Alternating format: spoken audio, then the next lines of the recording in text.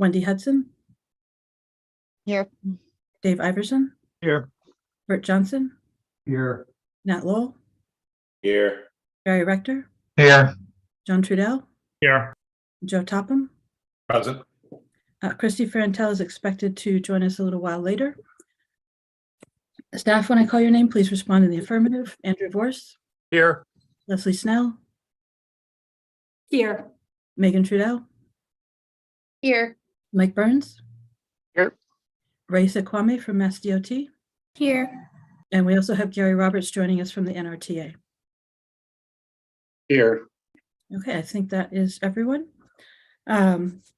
The chair will introduce each speaker on the agenda. After they concluded their remarks, the chair will go down the line of members, inviting each to provide any comment, questions, or motions. Please wait until your name is called. For members wishing to engage in a conversation with other members, please do so through the chair, taking care to identify yourself, and each vote taken in this meeting will be conducted by roll call vote.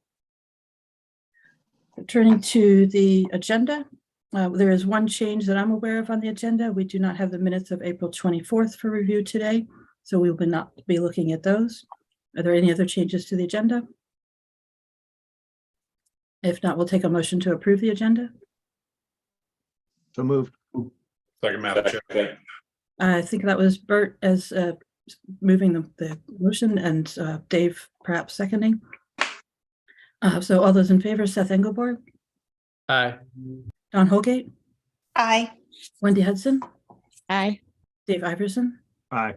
Bert Johnson, Aye. Nat Lowell, Aye. Barry Rector, Aye. Joe Topham, Aye. and John Trudell. Aye. Thank you all. Chair votes aye.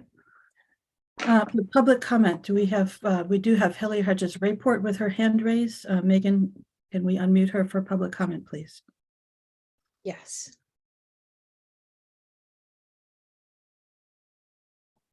Hi, I can see my black screen with my name, so I guess you guys can all hear me? Yes, thank you. Okay, thanks very much. I'm sorry I can't see you, but I'll just go ahead.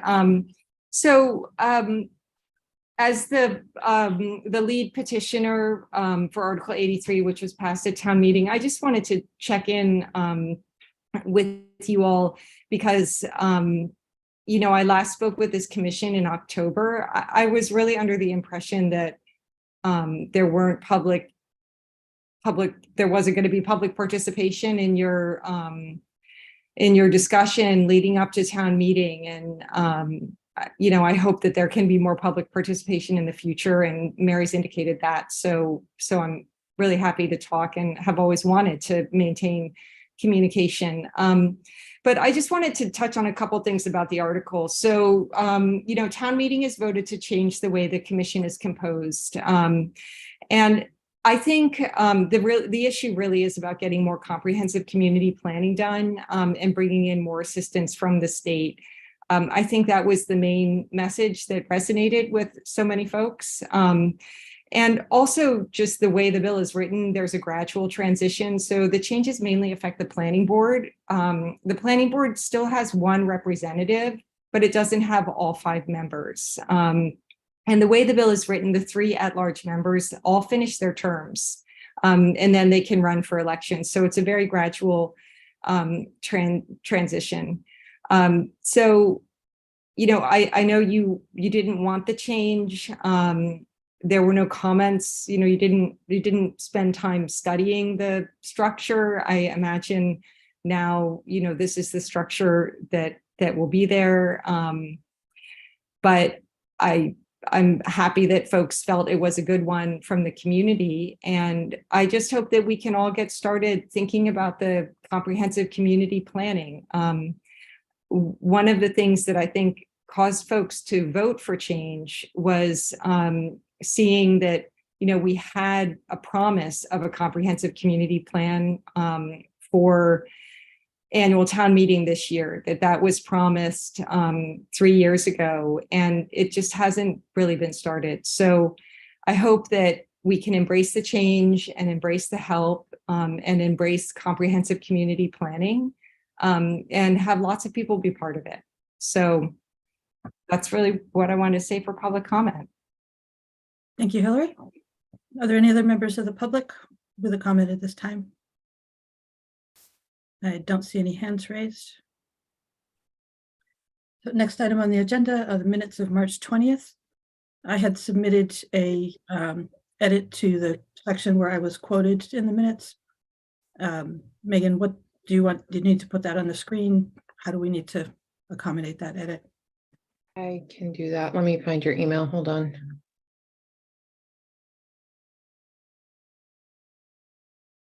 We can probably put the minutes on the screen and then maybe I can just read the edit. Oh, okay, that might be easier. That I can find super quickly.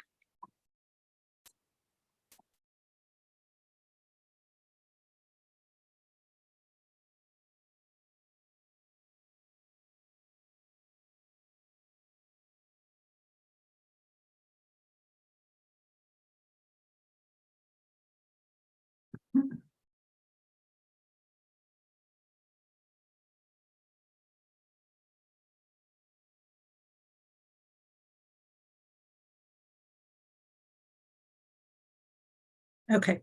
So I just felt that the way that this was written was not very clear, with the word you several times, and it isn't clear who I'm referring to, and I don't think I actually was referring to anyone. So I've edited this paragraph slightly. So it would say, having only one jurisdiction is an advantage. With multiple jurisdictions, it can be difficult to coordinate and ensure fairness in the distribution of services. Nantucket already has 4 agencies charged with making affordable housing a reality, so it may be best to leave it to the experts in that area. So that was my condensed version. Are there any other, excuse me, I'm having trouble talking too. Are there any other comments on the minutes? Barry? Yeah, I'll make a motion at this point. We accept the minutes as submitted with those changes as just aforementioned. I'll second Barry's motion. Thank you, Bert. Any further discussion? If not, we'll take a roll call vote. Seth Engelberg, Aye. Don Holgate, Aye. Wendy Hudson, Aye. Dave Iverson, Aye. Bert Johnson, Aye. Nat Lowell, Aye. Barry Rector, Aye. Joe Topham, Aye. and John Trudell. Aye. And chair votes aye. Thank you. Next item on the agenda is the Transportation Program Manager update, beginning with the fiscal year 23 to 27 TIP program. Mike, will you go ahead and introduce that topic?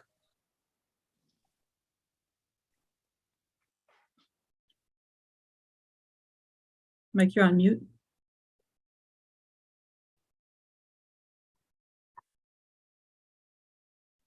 Okay, there we go. Madam Chair, I'm having trouble talking as well. I assume you can see what I'm sharing on the screen. Is that right? Yes. Very good. All right, this item is for an amendment to the FY23 transit section of the Transportation Improvement Program as presented last month.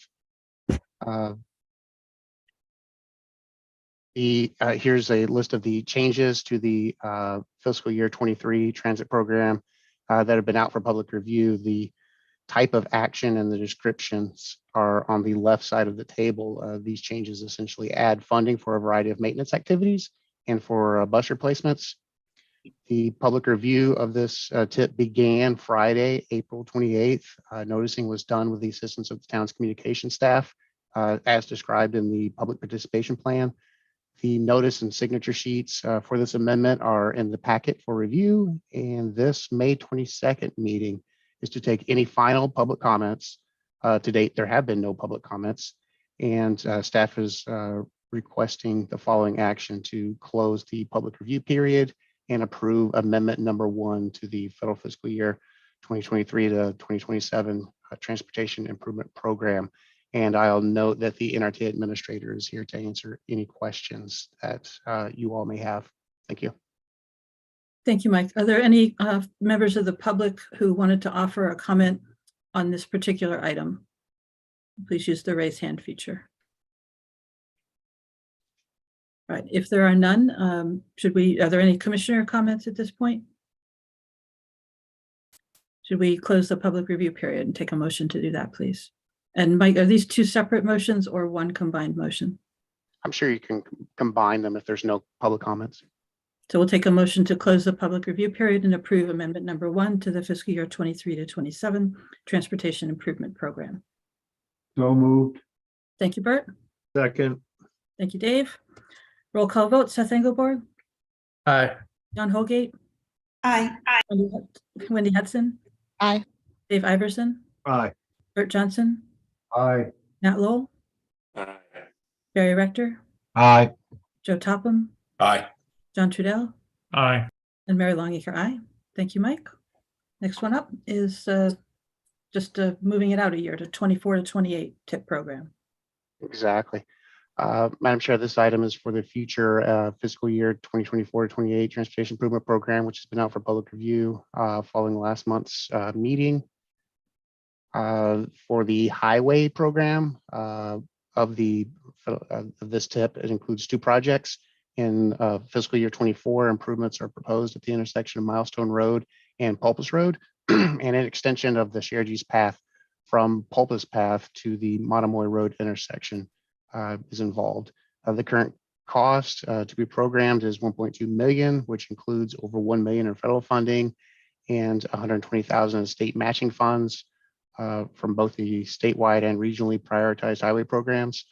No local funds are programmed or involved with this project, although regional transportation planning funding has been used in the past to study this project area. Identified issues included high speeds with insufficient sight distances for those speeds, numerous points of conflict due to the Y configuration of the intersection and insufficient and unsafe access and crossing for active transportation users. The purpose of this project is to improve intersection operations and safety through the design and construction of a new intersection configuration. The project is also includes the construction of a I already mentioned that shared use path along Pulpus Road, 1,600 feet to the Monomoy Road intersection. As a result of Nantucket support and preliminary work to advance this improvement, Mass DOT would assume design responsibilities and advance project development process. As the project advances, Mass DOT will and has been coordinating with the town to determine priorities and potential phasing depending on available funding. For the following fiscal year in fiscal year 25, a shared use pass is proposed for Wawanet Road.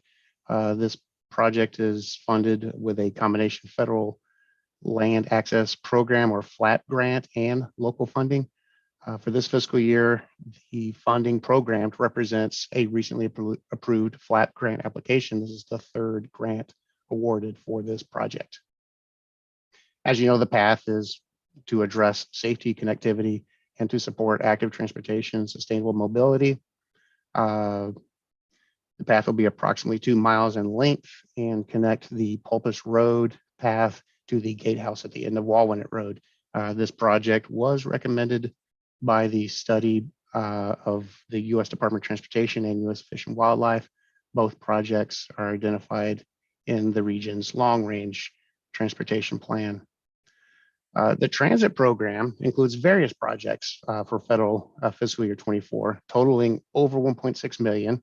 And these include operational costs, maintenance of vehicles, fare box equipment, and traveler information systems. There's also anticipated expenses for propane fueling equipment to accommodate anticipated new propane fueled vehicles in this fiscal year 24 budget. We can clarify the bus replacement strategy after running through the budgets for the 4 subsequent years. And as I mentioned, the NRT administrator is here as well to answer those questions. For 2025, similar expenses for operation and maintenance of vehicles and facilities are included, and those total 1.2 million in 2026. This includes similar projects for operation and maintenance. That total budget is 900,000. Maintenance of support vehicles are not included in this particular year. In 2027, this does not include operational expenses, as those costs are typically only known for the first 3 years of the TIP, although other typical asset management projects are included, and those total $270,000. And finally, in 2028, this year is similar to the previous. and includes similar items in 2027 totaling 295,000. The public review of this tip began, as did the amendment, on Friday, April 28th. Noticing was done with the assistance of the town communications staff as described in the public participation plan. The notice and signature sheets for this amendment are in the meeting packet for review, as is the whole tip document for your review. This May 22nd meeting is to take any final public comments. To date, there have been only a couple of public comments, and those are noted in the updated transportation improvement program draft that's in the packet. The staff is requesting that you take action to close the public review period and to approve the federal fiscal year 2024 through 2028 transportation improvement program. Thank you, Mike. Are there any members of the public here that wish to offer a comment on this item at this time? Please use the raise hand feature in Zoom to indicate that. I am not seeing any. Are there any commissioners' comments? If none, we'll take a motion to close the public review period. Oh, sorry, did I miss someone? So moved. Thank you. And approve the fiscal year 2024, 20 to 28 transportation improvement program. We have a second for Bert's motion. Second. Thank you, Dave. Roll call vote, Seth Engelborg, Aye. Don Holgate, Aye. Wendy Hudson, Aye. Dave Iverson, Aye. Bert Johnson, Aye. Nat Lowell, Aye. Barry Rector, Aye. Joe Topham, Aye. John Trudell, Aye. and Mary Longeker, aye. Mike, we're still on your agenda items here. Now we're moving to the fiscal year 24 Unified Planning Work Program. Go ahead with that item. Thank you, Madam Chair, and thanks for closing out the TIP project for the draft TIP for this year. This next item is related to next year's transportation work program.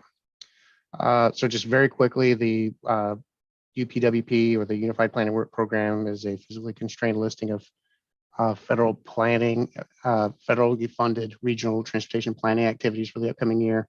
This federally required programming document is updated annually and includes all administrative data collection, analytical planning, and implementation activities for the year. These activities must align with federal, state, local vision, goals, and priorities. The 3C grant for fiscal year 24 provides a budget of over $324,000 for salaries, overhead, and direct costs. An itemized budget is provided in this table. Management activities in task 1 include 3C grant administration, writing of the TIP and UPWP documents, and other coordination tasks. For task 1.3 that I'm highlighting here on the screen, this includes additional time this year for public participation activities, including coordination with the town's communication staff on a more robust and dynamic outreach. Within the data collection and analysis task 2.3, this includes more budgeted time for evaluation of systems performance and conditions. The safe, livable, and complete streets planning task primarily includes time for developing the Safe Streets for All action plan, and includes time for other studies recommended in the current long-range transportation plan, which is a multimodal traffic model, and any time necessary for realizing the intermodal transportation center and harbor place development. I should also note that there's $25,000 budgeted for any necessary consulting services. And under the long range and strategic planning item, this includes time for scoping out what is necessary for limiting single occupancy vehicle use, which aligns with the town's strategic plan. This task also includes $25,000 necessary for that might be necessary for consulting services. And there we go. Task 4. These are the implementation tasks, and includes grant management and other local assistance, and totals about 20% of the total budget for this work program. And on to the public review slide. The public review of this UPWP is requested to start following this month's meeting on Friday, May 26th, with approval authorized by the NPDC at this meeting. Noticing will be done through the town's communications staff, as was done with the tip, and hard copies will be provided of this work program will be provided at the Athenaeum Town Building and the Planning Office. Staff is requesting the following action: to authorize a public review period for the Unified Planning Work Program. I'm sorry, I messed up on my notes here. Public review for this. I'm sorry, I'm just going to read from the slide because my notes are messed up. Authorize a public review period for the FY 2024 Unified Planning Work Program from May 26th through June 26th, 2023, with a public meeting for discussion and action on June 26th at 5 p.m. Right. Any comments from commissioners? And if not, we'll take a motion as Mike just read out. So moved, Madam Chair. Thank you, Barry. Thank you, Nat, for seconding. Roll call vote, Seth Engelborg, Aye. Don Hudson. Oh, sorry, Don Holgate. Aye. And Wendy Hudson. Aye. Not trying to deny one of you a vote there. Dave Iverson, Aye. Bert Johnson, Aye. Matt Lowell, Aye. Barry Rector, Aye. Joe Topham, Aye. John Trudell, Aye. and Mary Longacre, aye. Thank you, Mike. Last one up, the update on the long-range transportation plan. Thank you, Madam Chair. And this is to follow up on last month's meeting number 1 that we had for the long range transportation plan. As we discussed last month, the first step of the LRTP updating is the visioning phase to review the vision goals and existing conditions. This May 22nd meeting number 2, is to be used for continuing the discussion on the vision and goals. And just to let you know, the staff, as you probably already know, staff has launched a visioning survey to help inform this process. I'll talk about that in a minute. I'll talk about it now. Survey results will be presented at the next meeting on June 26th, and the NPDC will be asked to approve the vision and goals at that meeting before beginning a prioritization of strategies and projects. And just to build on the outreach that's being done to date, as you know, the NPDC is seeking input from the public using the town's Zen City online public outreach platform. The image on the right is an image of that site. It's currently being used for collection of vision survey responses, and also offers a timeline of the process, recorded presentations describing the long range transportation plan. It will have future recordings for the public to access at their convenience and make comments on those presentations within this site. Soon it could have a commenting map to collect locations of congestion, safety, and other current issues. The current NPDC vision for transportation, as you know, was approved in June of 2019, and that's shown here at the top in black. Which is to equitably and legally limit vehicles on Nantucket while providing a transportation system that is safe, accessible for all users, economical, and sensitive to the character of the island. And as we presented at last month's meeting number 1, perhaps a more succinct way of saying the same thing is shown here in red and describes what the system could be or what we envision the system to be in 2050, which is a safe, accessible, and economical transportation system with vehicle limitations that is sensitive to the character of the island. This is now out for public input through the visioning survey. And to continue your discussion of the vision and the goals, staff's provided 2 options for organizing goals and objectives for NPDC's consideration. Both strive to simplify and reorganize the goals to align with priorities and desired outcomes. As presented last month, this option shown here shows the 9 current goals or mechanisms on the left. These have been modified based on the arrows to be more succinct, and these suggested goals explicitly align with federal planning factors. Starting at the top of the suggested goals, this goal suggests prioritizing reliability to, from, and around the island. Next is ensuring equitable investment through outreach with prioritized investment in all modes within the town overlay. Then strengthening the economy through reliable freight movement, connected paths, frequent transit operations, and turnover of on-street parking downtown. Next, investments that contribute to a resilient system in a state of good repair. And then achieve a 0 fatalities by 2050. Then lastly, minimizing impacts to the natural and cultural environment. And just for comparative purposes, to provide another option, this second option explicitly aligns with the current vision and with planning priorities that align with each of those goals.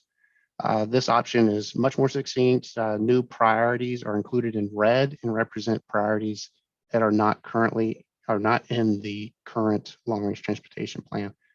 Those, as you can see, are the Safe Streets and Roads for All action plan, and reduce fares or free fares for public transportation, options for affordable free parking downtown in the airport, and prioritizing projects that contribute to resiliency and reliability related to a future Protect grant, and that's a resiliency grant using federal funds.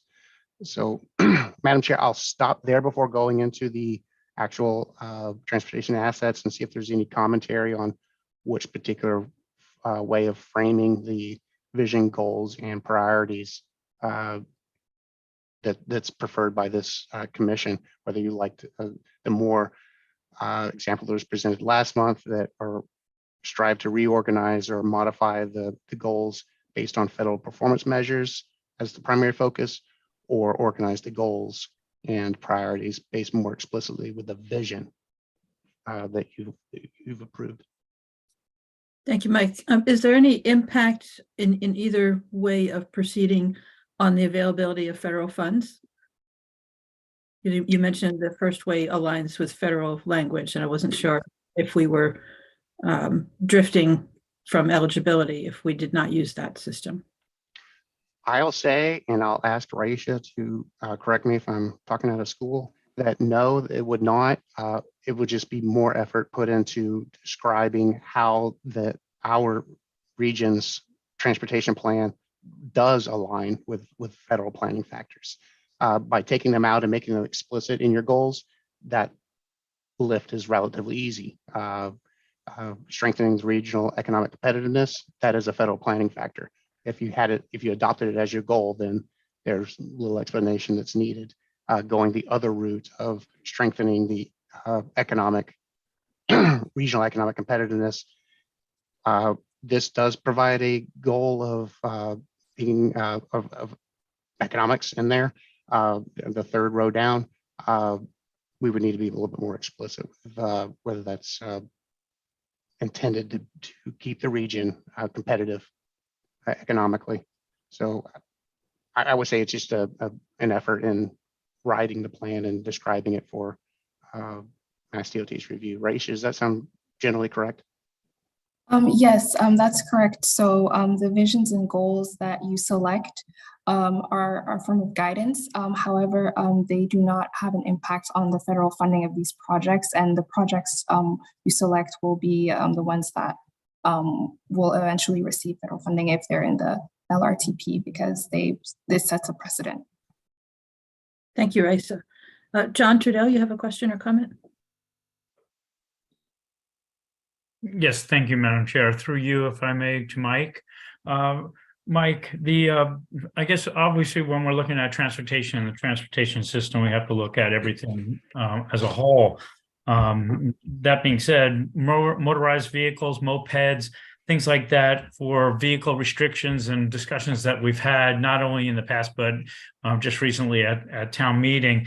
How do those type of vehicles factor into for the statistics as far as 0 fatalities by 2020, looking at where we're going with those different vehicles, alternative vehicles?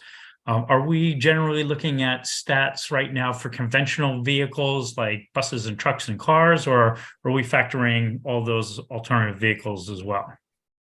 And this is to deal with the Vision Zero or the zero fatalities. Is that right?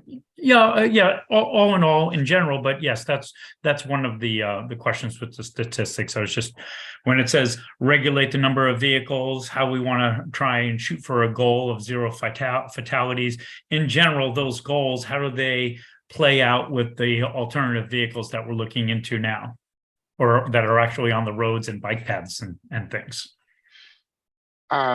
Honestly, with the vehicle limitations goal, I think that's probably a subject of discussion to see if that's something you want to limit, go beyond that conventional vehicles and go to any others. I will say under the Vision Zero or this this safety goal of zero fatalities by 2050, that's zero fatalities across the board. That's your bikes, pedestrian, serious and those types of fatalities, as well as fatalities caused that involve a motor vehicle. That's generally the Vision Zero. Since I don't want to go down the path of over explaining this, but generally it's anything within the transportation system, whether it's bus related, vehicle related, bike and pedestrian related, zero fatalities. That's the aspirational goal. Great. So it's an overall of all vehicles. That's it. Thank you very much, Mike. Involving the transportation system. Correct. Caveat on it. All right, Seth Engelberg.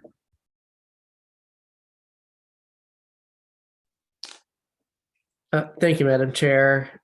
I don't have a preference for either of the two formats, but I'm wondering if this is the opportunity or if there will be a different opportunity to discuss some of the goals, because these are good, but there are some things that I think need to be added to this as well.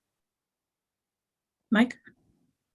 Madam Chair, I'd say this is the absolute opportunity to do that. We need to wrap this up next month. So this will be kind of the time to kind of flush out ideas and hear what the rest of the commentary is on whether there's support for those, and that'll help out the vote for next month.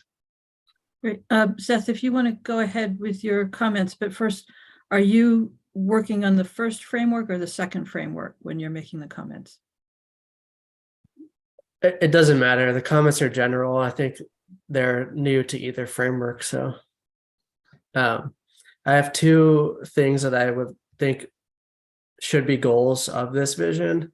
The first is, so we talked like a little bit about the sidewalks and multi-use paths and all, but there's nothing specifically called out improving, and we talk about limiting vehicles, but there's nothing specifically called out improving micromobility or pedestrian or bicycle transportation. I think that needs to be in here somewhere.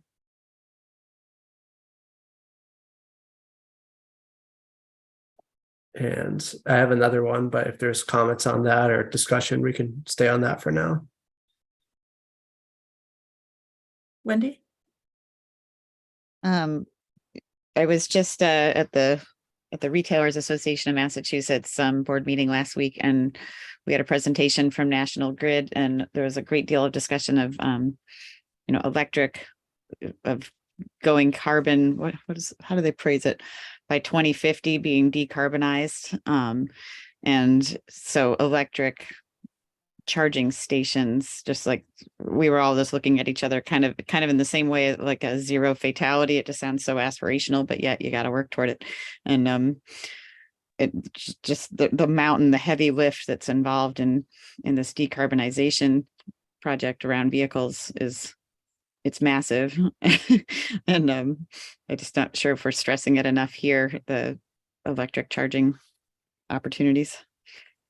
And that would be not just for cars, but also, as Seth was pointing out, all the other electric options. Everything, exactly. Yeah, Madam Chair, if I may. Yes, please, Seth. So that's actually my second point. I think we need to put in here some goals related to climate change and resiliency. So whether that's like opting for total decarbonization or trying to, change a certain percentage, or if it's just general and yeah, we have things in here about like minimizing impact to natural environment. But we really need to go further and add a commitment and a goal to prioritize non-carbon transportation systems, or if not everything could be non-carbon, but it's a gradient of moving towards less energy intensive or less carbon intensive transportation. Absolutely needs to be in this plan, in my opinion. Thank you, Seth.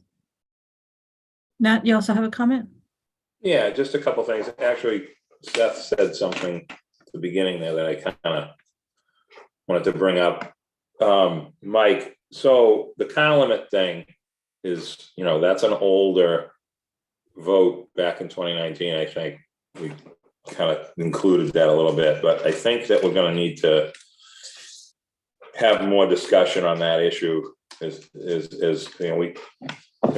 Renting your house is hard enough to get agreement on. Limiting cars is going to be a really, really tough battle. Okay, I think you know that, especially today with all the emphasis on everybody having their shake at things. So one of the things that got brought up to me, I think Mary even brought it up, but someone else said it to me too. I think it was Dawn. The whole width of the bike path and this whole e-bike conversation, Mike, this is a brand new thing that just popped up in the last couple of years that's really hitting us square in the eye right now.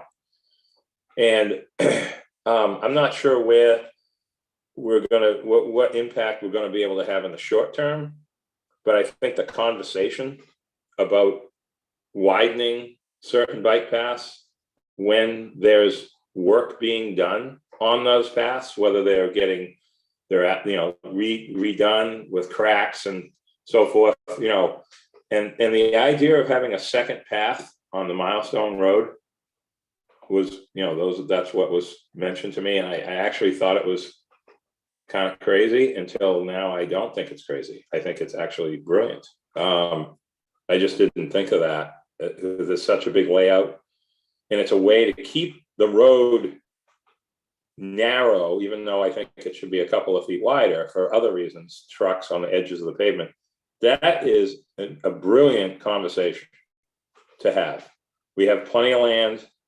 I'm sure there's funding for this and so forth because we have so much space there. And the other thing, Mike, that's not in this plan is roundabouts.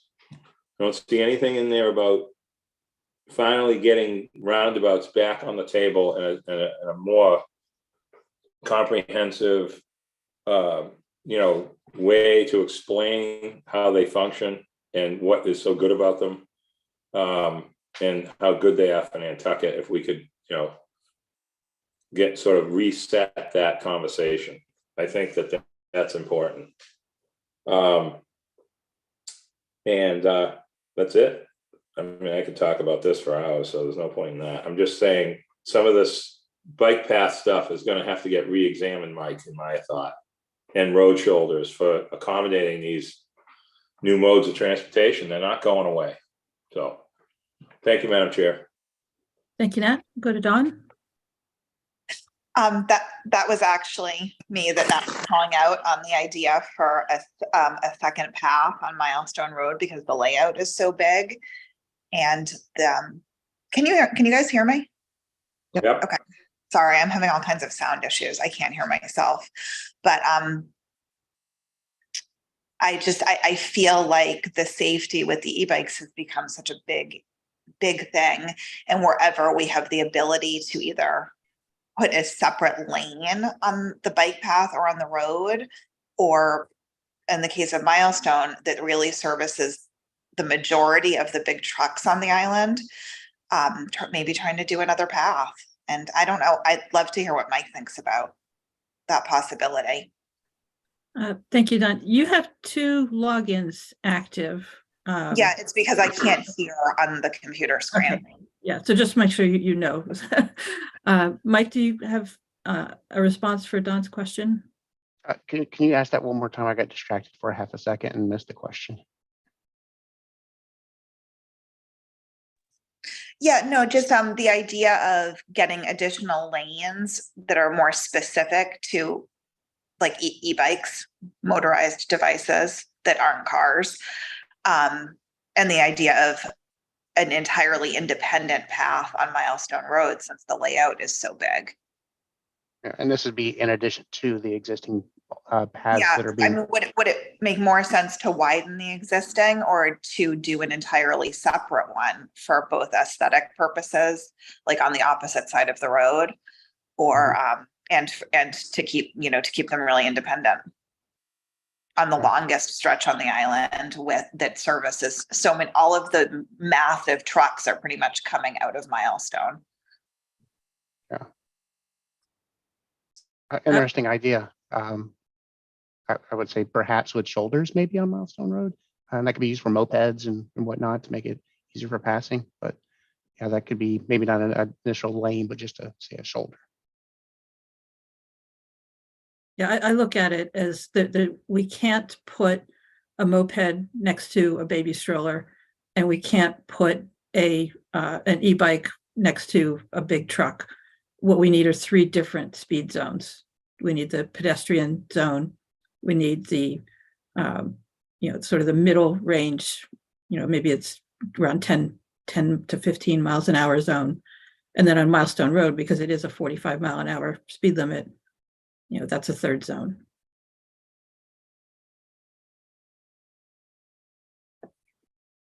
Nat, is your hand still up or did you have an additional comment? Thank you. Further comments from commissioners, John? I know years ago there was a plan that actually showed some possibilities, and one of it was across the road, and there was a path that led straight from Island Lumber all the way straight through until almost Sconset.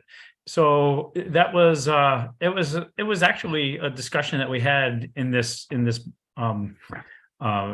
with this board. So it's interesting that we would potentially use that. We were not discussing e-bikes and mopeds separately for that path. We were actually talking about that for another just a bike path, or there was actually even discussion with modes of transportation like a little trolley or something that was a direct run from there.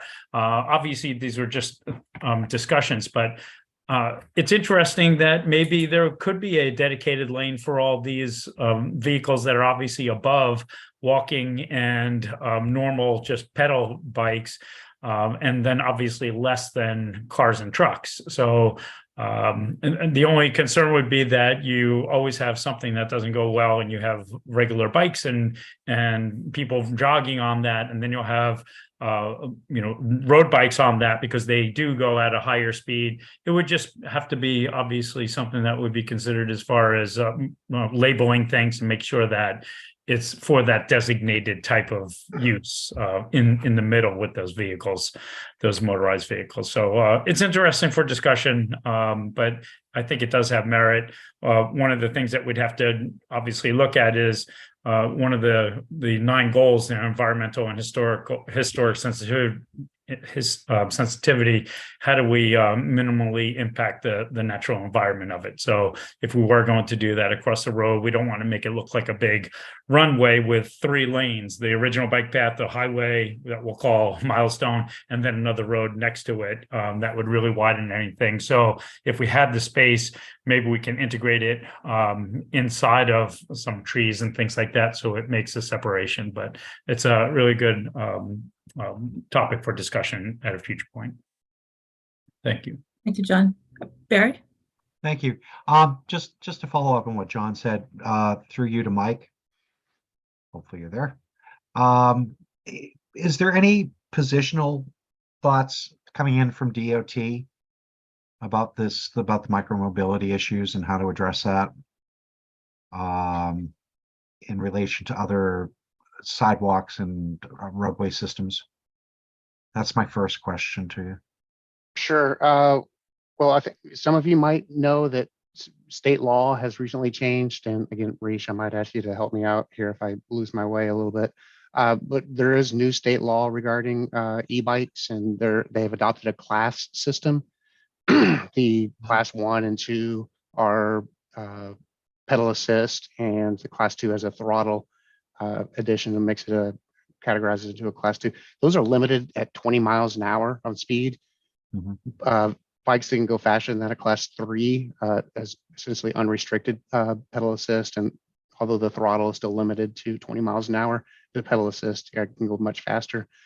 State law prohibits those class 3, those higher speed pedal assist from paths and sidewalks and soft surface paths as well. Class 1 and 2 are allowed to use the paths, but still are not allowed to use sidewalks. So that's how the state is treating those right now. So it's important that when we say e-bikes, it's almost I would almost say, well, what class of e-bike is it? The 20 mile an hour e-bikes, or is it the higher speed class 3 e-bikes? I think that's good clarification to make. Yeah, I do think that needs to be out there a little bit more. And, certainly in terms, excuse me, of roadway design and stuff, even bike path design, I think we need to start incorporating that in. There was one more thing I had. I'm so sorry. Just where you're into the strengthen regional economic competitiveness. And I see one of the things here is disincentives to long-term on-street parking in core. That's great, but I'm going to challenge you at this point that we need to offer a viable alternative to that.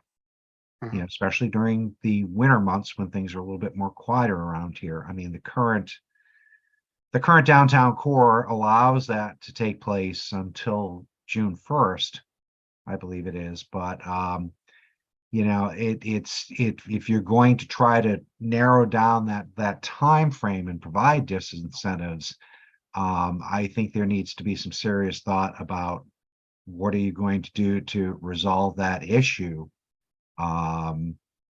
In terms of that, I know one concept we floated around was Wilkes Square in a parking garage, for instance. But I'm going to urge that some other creative methodologies be incorporated that would help to address that concern.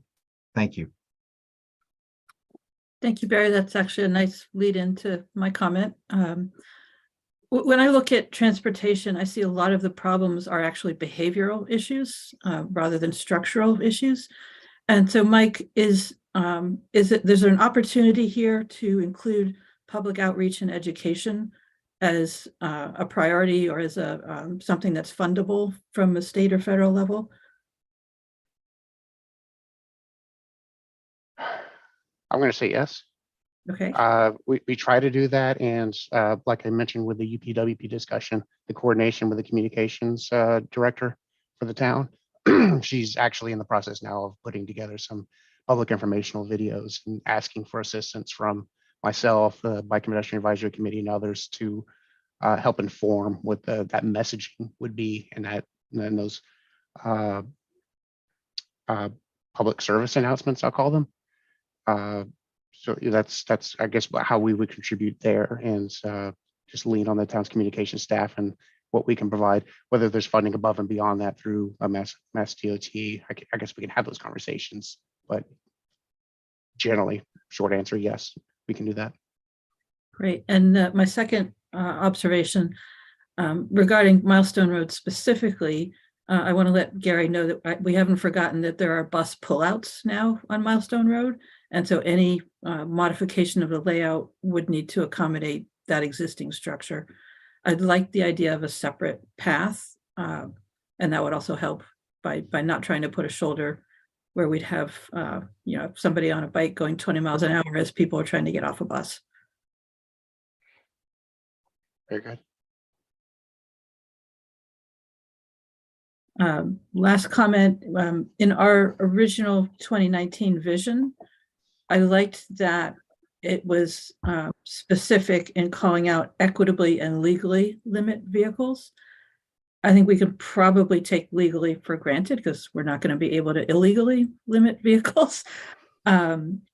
But just the new alternative wording, which just says with vehicle limitations, I worry about the public perception of that phrase.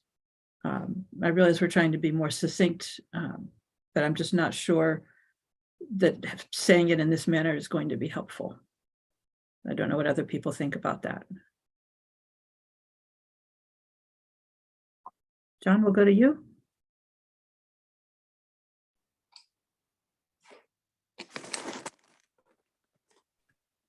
John, you're on mute. Oh, I thought I unmuted.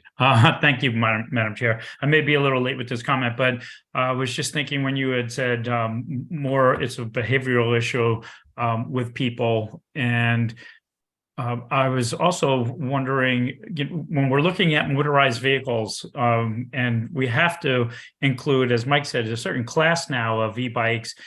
They're considered motorized, whether they're electric motors or they're gas motors, they are considered motors. And I just remember growing up as a kid, if you weren't able to drive a car, the first thing you were able to do is get a moped, a motorized vehicle, and you would have to register and get a license plate for it. I'm just wondering if we have all these bikes, and I know this was probably going to be an outcry for people that don't want to do it for half, and maybe half that would say yes, but what about permits and licensing for any kind of motorized bike that is not just pedal? What it might do is require responsibility, and now you're being held accountable because you actually have something, whether it's a small license on the back, but obviously you're registered, you have to be held accountable, and now there's a way to designate who you are if you're creating any kind of safety or traffic issue. So it's just a point as we get going forward with popular e-bikes that are taking over not only the island, but a good portion of the world now. Thank you, John. Mike, is there anything that you wanted to respond to John on that?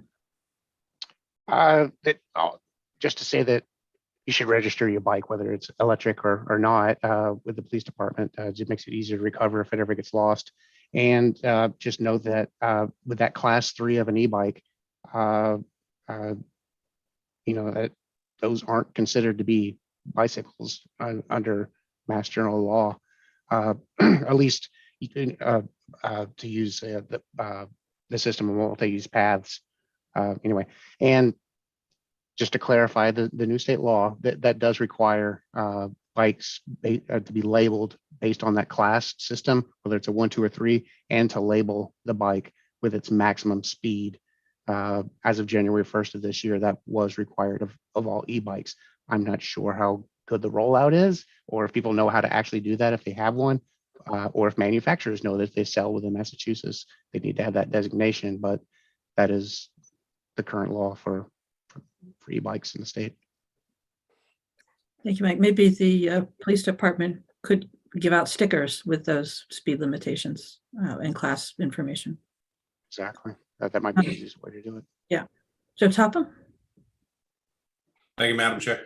Yeah, BPAC, we had a discussion before Mike came back onto the scene, but we were talking about way of having a $5 registration fee and then find out what the class of their bike was, and then some way, someone just brought up a license plate, but something I was thinking about was on the stem of the seat post, whether it's orange or yellow, whatever, so you can quickly tell like it belongs on the bike path or it doesn't. And then if it does, then I think that person should have a helmet, because at that speed, as Mike has said, once he gets over 20, 25 miles an hour, you're really kind of zipping along in traffic. So anything very quickly is going to happen right before you. So I really think that we should be kind of mindful of that. But that was something that we were working on. And now that Mike is back on the scene, we're going to bring that back up and really kind of address some way to bring that forward and really kind of control who's on the bike path, what's the speed, all these other things. But that is something that has been on our radar for a couple months. So thank you, Madam Chair. Thank you, Joe. Go to Seth. Thank you, Madam Chair, and thank you, Joe, for your comments. And I think all this is really good discussion, and this is what I was hoping BPAC would take under their wing, because I do think there needs to be some type of regulation, licensing, safety guidelines, all of those things. If we're gonna have safe, effective micro mobility transportation. And I'm not on that committee, but I will come to your meetings and talk more there. But I think we might be getting a little bit too deep into it right here today. Friday, Seth. Thank you, Seth. Dave, you had your hand up. Did you want to add something? With what Joe was saying, I mean, I think all these are great ideas. My concern is enforcing it, right? Like, we put all this energy in to set the system up, and if the police department doesn't want to take part in enforcement, it seems like it could be a big waste of time. Even though I think it should be done, I feel like the police department is not going to enforce it. Thank you, Dave. So Mike, let me ask you, and I may be really reaching here. I don't see enforcement as a goal on these lists. Is it possible for to use this mechanism to hire additional enforcement resources? I would say no, and that was almost by design, the enforcement element of this, because that's within the mission of the police department for enforcement. In the past, we've had wording of encourage enforcement as part of goals in other previous editions of the plan, and at least the pleasure of those previous boards was to kind of remove those, since it's something that should be inherent in the mission of that department. If there's things that we think should be enforced that currently aren't and require some kind of change, I think that's where we can get into maybe some objective or planning priority of pushing forward with a new rule or a law or an ordinance to add. But for existing enforcement, or to do more of something or something like this, I think it gets probably beyond what we're able to do. Okay, thank you, Mike. Joe? Thank you, Madam Chair. Yeah, so I don't know how to go about this. I really think that, if you implement something and the police jump on it very quickly, then I think the word gets out and people then start to realize that they don't want to get a ticket. They're starting to get the rules wrong. And the other thing we were talking to BPAC was maybe doing informational videos that we could send out, rules of the bike path or etiquette, like skiing, as you're coming up on someone, I'm on your right, left, whatever. But just a little education, I think, will go a long way to really kind of help, really get everyone to work together on these paths. That they're not that large, and we really got to be careful of them. I know Mr. Bamber had a story to tell at town meeting, but I'm sure there's many of those going on. So anyway, we can kind of bring that in to educate people to, look out for the fellow person, or if you're coming up on someone, slow down to get around them, and then, accelerate. But it really is something where we really need to educate people, and we're behind the curve on this, as Nat said. This is right between the eyes, and I think we need to get out of it sooner the better. So, but I don't want to go too deep into it, but that's what we're talking on PPAC. Thank you, Joe. We'll go to Bert Johnson. Bert, you're muted.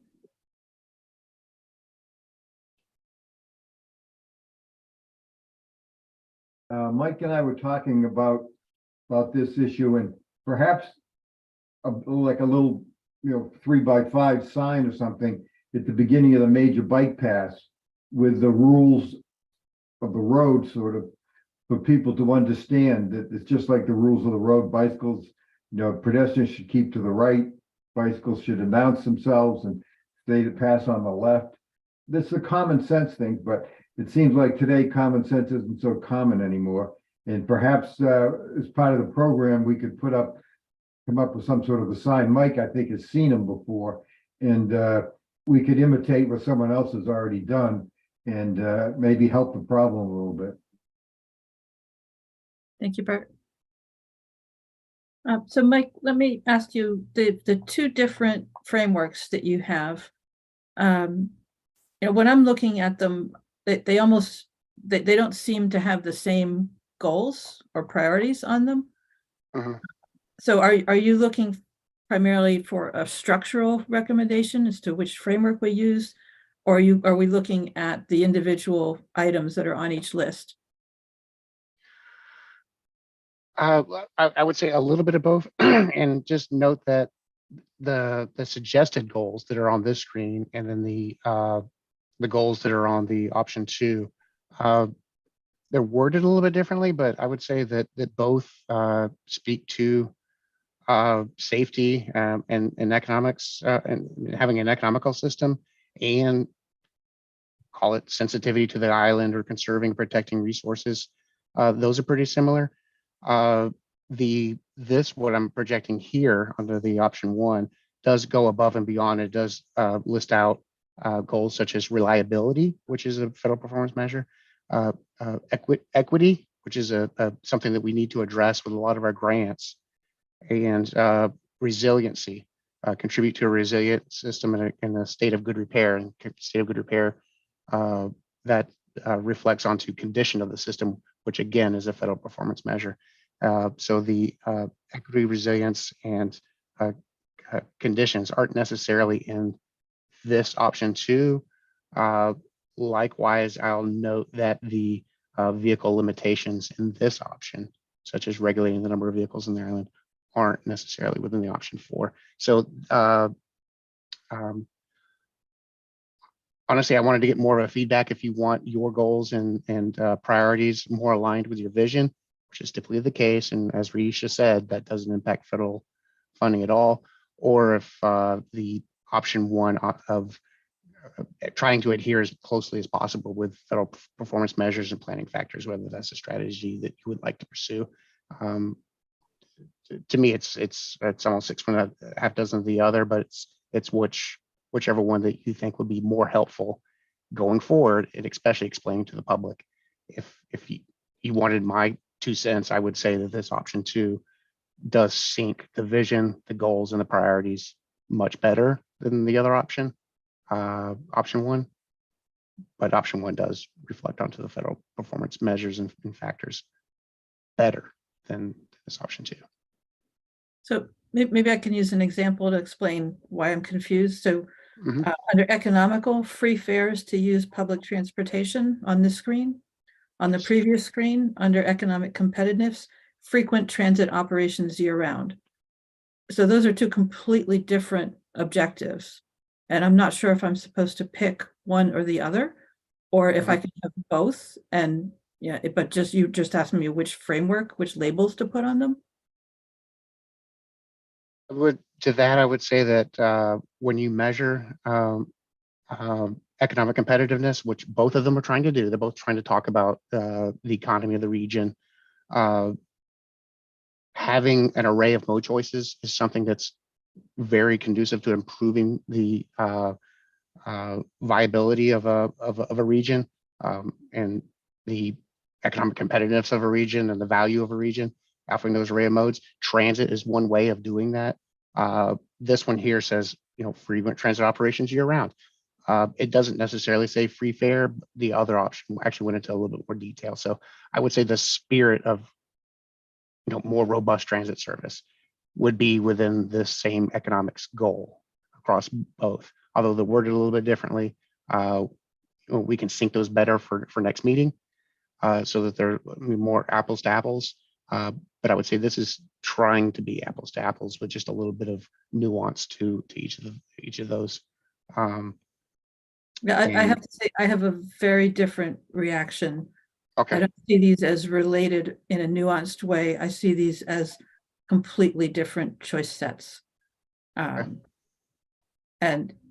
I kind of like the wording of the suggested goals on the first one with the arrows, on the screen right now, as they're more active, they're more descriptive, as opposed to the other screen where they're just one word. Safety, well, of course, safety is a goal, but ensuring, what does it say here?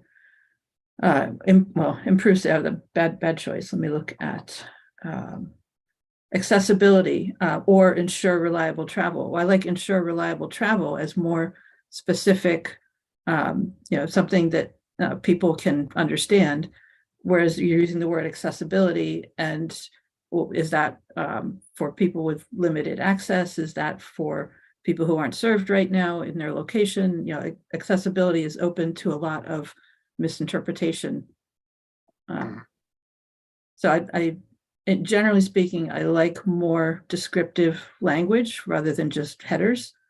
But I'm concerned that I would be choosing priorities based on just the label and the goals, and that isn't my intent.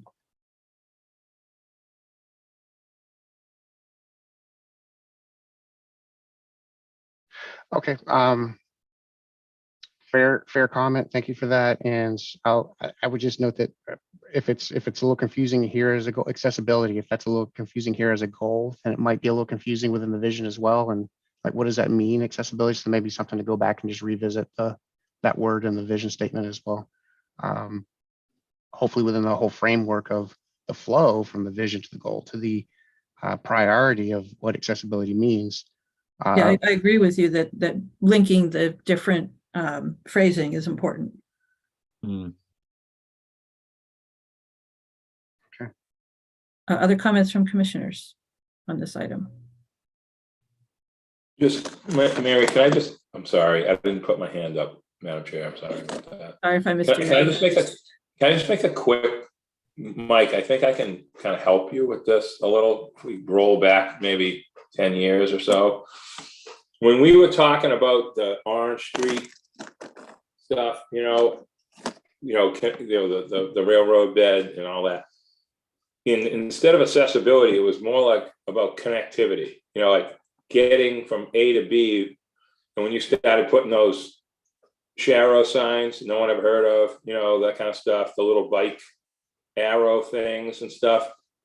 And I think that that's really kind of what that accessibility goal is. It's more about connectivity to the next spot. Like, I always say to people, no passing bikes until you get to East Creek Road, or West Creek Road, because whatever, down towards my own home, because the road gets wide there. But to get to that is kind of complicated. And, at some point it's going to be better. But I think that that's what you're saying. And correct me if I'm wrong.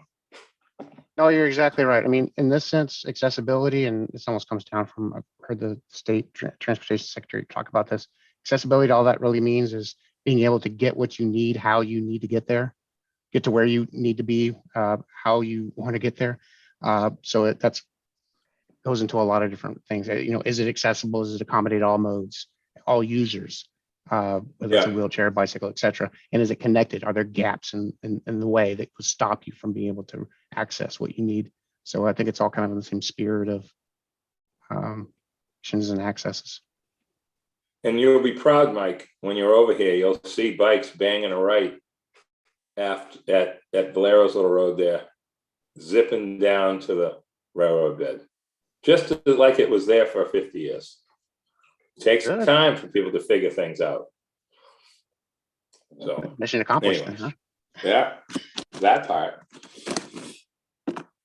All right, thank you, Nat. Any further comments on this item? We've given Mike a lot to chew on, and this will come back to us at the next meeting. Very good. And just quickly, Madam Chair, just to go over the current conditions, this isn't, this is still very much a work in progress. This slide shows the types of facilities that are being discussed in the plan. Please note that the plan will have current conditions as well as challenges and opportunities for each of those facilities. The narrative of the sections is going to be drastically reduced with the majority of the descriptions of each of the assets moved over into an appendix. For example, the aviation section will reflect the airport's master plan in the appendix. Active transportation section will reference the bike and pedestrian master plan in the appendix. Facilities that do not necessarily have a reference document for the appendix will have a note added that this section needs to be developed. And The goal is to get the report down to a very readable, perhaps a 40-page document rather than the current 200+ page document, again, with a wealth of appendices for reference. So just to, I'm going to quickly fly through each of these. Like I said, each of these, this is still a work in progress. It's not well developed, so it's a little half-baked to share with you, but the roadways, focusing on the high traffic corridors in the plan, the public transportation system. Again, I'll have to coordinate with Gary Roberts on this section to describe the current system. Again, probably just ridership and number of routes, as well as some challenging opportunities that we know that exist. Under active transportation, this is, again, talking about the bike paths and the sidewalks and the bike lane system on the islands. Freight, we'll have a discussion of those items, which are mostly along the truck route, and with perhaps a little bit of a discussion of loading zones dealing with freight. Aviation, here's the number of employments each year. You can see in 2020, there was a dip, as you can probably imagine, and then a bounce back. But I'm coordinating with Noah Carberg at the airport on what he would like to see in this section for description of the current system, and then what his challenges and opportunities are over at the airport. And same with the ferry operations. Here's a chart of the ferry ridership for passengers through 2022. And I'll just note, Nat, I don't know if you want to expand on this. The Steamship Authority is doing a strategic planning update, and there are public meetings over the next week or two for that I've recently learned about, but I'll be liaising with Nat, Rob Raney, and the Steamship Authority on those. Nat, did you want to offer anything else on this? Just, yeah, this was part of some of the stuff that came out of the HMS report, Mike, from 2018, 2019. And it's actually somebody it's Julia Novak's group that's doing this. And we had a joint meeting last month, actually May 2nd, so almost last month. And it was good. I mean, a lot of good input, trying to keep the sort of from getting a little too out of hand with, things that are unreachable versus the things that people want. People want reliability. They want communication. They want to know that they can get on the boat. They want the reservation system improved. And a lot of that stuff is coming. So I think she got a good message from everyone, because you got to realize you got both islands, two completely opposite needs and desires and problems. So, but it's a good, program, Mike. And yeah, they're coming over here pretty soon for some meetings. I can fill that detail in. June 12th from 2 to 4 p.m. It's an in-person meeting, and I'm not sure. I think it's in the public safety building. I don't know, Mary. I'm sorry. I should, but I don't. I can find that out. Madam Chair, if it's helpful at all, I'll try to work with Florencia in the communications office to see if there's going to be any push out to the public to advertise those meetings here locally. That would be helpful. Thank you, Mike. Moving on to parking, again, a brief description of the current parking systems, challenges and opportunities, and landing on population and job forecasts. This is something we need to do as part of the updating of the plan. We need to understand what the current population is and what the forecasted populations are. MassDOT has partnered with the Boston region and the UMass Donahue Institute to update population projections for us. On this chart here, you can see that the blue line is what we had shown as a trend in the last planning cycle for the 2019 plan, and that the future projections here going out to 2040 are below what they are nowadays. And so what's shown in green is our new census number population, and then how that's projected to grow out to 2050. And just note for the next meeting that we'll expand a little bit more on this section of graphs for the presentation to see if there's any discussion on challenges and opportunities. Just to go into jobs, same discussion here. What's in blue is the last cycle's trend and projection for employment on the islands, and the green line is showing what the new trend lines are for employment in this area based on, again, what MassDOT has provided us from the Boston region, the UMass Donahue Institute. And here's just the split of industries that currently compared to statewide. You can see here that construction is, by far a big part of it, as well as leisure and hospitality, a big part of our economy and jobs here. So I'm just providing that here for informational purposes. And I will note that, as was done last time, and I have been in contact with the Nantucket data platform to see if this has been updated, but the effective population of the island is so critical to understand if we're trying to design for some seasonality, and that we have a 3-month season here where the population does, seem like it quadruples basically over a few month period. So it's good to have that discussion in the plan, and I hope that we can perhaps have updated information to include in this plan as well. Other areas that are discussed in the plan are the land use, and those are being updated as well. I don't have a lot of breakdown of that just yet, but I will for next meeting. And I'll note that project selection, how we score projects and evaluate them. I'll have a little bit of discussion there next month on this, and that'll probably be in subsequent meetings, like in meeting number 4. We'll probably go into more of a deep dive when we try to come up with an action plan and prioritization.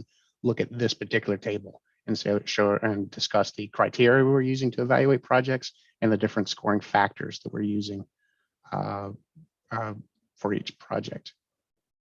And just as a reminder, next meeting is June 26th to review the survey results. If you haven't already done so, please take the survey if you haven't, and encourage others to participate as well in the survey. We're doing very well in our response rate. I'll just note that we've already beat what we've done last cycle, and we've, have ambitions of what we want to achieve. 1,000 response rate. Might not get there, but we'd like to hit 1,000 responses for this survey cycle. And note that at the next month meeting, we do need to finalize the goals and the vision for this plan, as well as we'll start continuing discussion of conditions and priorities, which will be over the next couple of meetings. So with that, Madam Chair, I think that's all I have. I'm happy to answer any other questions. If not, we can transition to the next item on the agenda. Thank you very much, Mike. A lot of work getting done. We really appreciate it. Yeah, I apologize for my voice. I hope that was tolerable. Introducing Gary Roberts, the new administrator for the NRTA. Gary, welcome. And I know you've been here a few months and you've gotten a lot done, so we're very happy to see that. There was the presentation you did May 3rd to the select board, which I was able to watch, and have to echo their comments. So thank you for the work that you're doing. Thank you. Mike had asked me to just give you a brief overview after I had spoke at the advisory board meeting to update. I've been listening to a lot of the talk about the transportation system and the needs of the island, and the types of transport available. And there's a grant that is out there that was requested by NRTA to be a low emissions grant that was for propane powered vehicles. But I just wanted to make everyone aware that at the current time, no one bid on the RFP to build these vehicles. So everything has been put on hold for that process to put an order in for vehicles, which could, delay things from a year to maybe 2 years to purchase new equipment. In currently, the NRTA I found had 19 buses in the fleet, and 2 of them have basically been retired. They don't operate anymore, so it put down to 17 vehicles. And of the 17 vehicles, 13 are years behind replacement that should have been replaced starting as far back as 2017 up through 2020.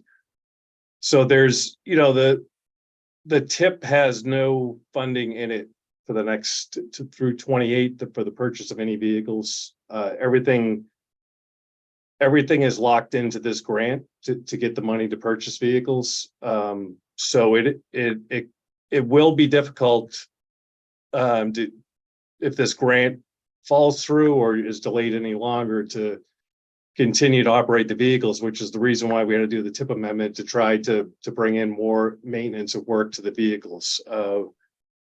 So the work got done. The number of the available buses is growing as the season is approaching, but Mike does have an electric bus demonstration up on the screen. We did bring an electric bus over during Daffodil to test, to gauge reaction, and everyone seemed to like the vehicle very much. There was no noise, and it's very small and maneuverable. It would be perfect for, congested in town. There's no steps in the vehicle that people were able to board, get on very quickly. They were able to get off very quickly. It's 20 feet long. It can hold up to 18 people in the bus. With standees. It doesn't require a CDL license to operate the vehicle, which helps with operations. So it was just something that we brought in to try to test for options if the propane project goes in the direction that I think it will. I lean towards electric powered vehicles myself over propane powered vehicles. The lack of response for anyone that wanted to sell the vehicles shows that there is not many options available anymore because the money has all gone into electric powered vehicles. So we're putting the RFP back out, and we're going to see what the response comes back. If it's in the same fashion, the Mass DOT is going to work with the FTA to see what we can do to maybe go to a no emissions or a different low emissions type of vehicle.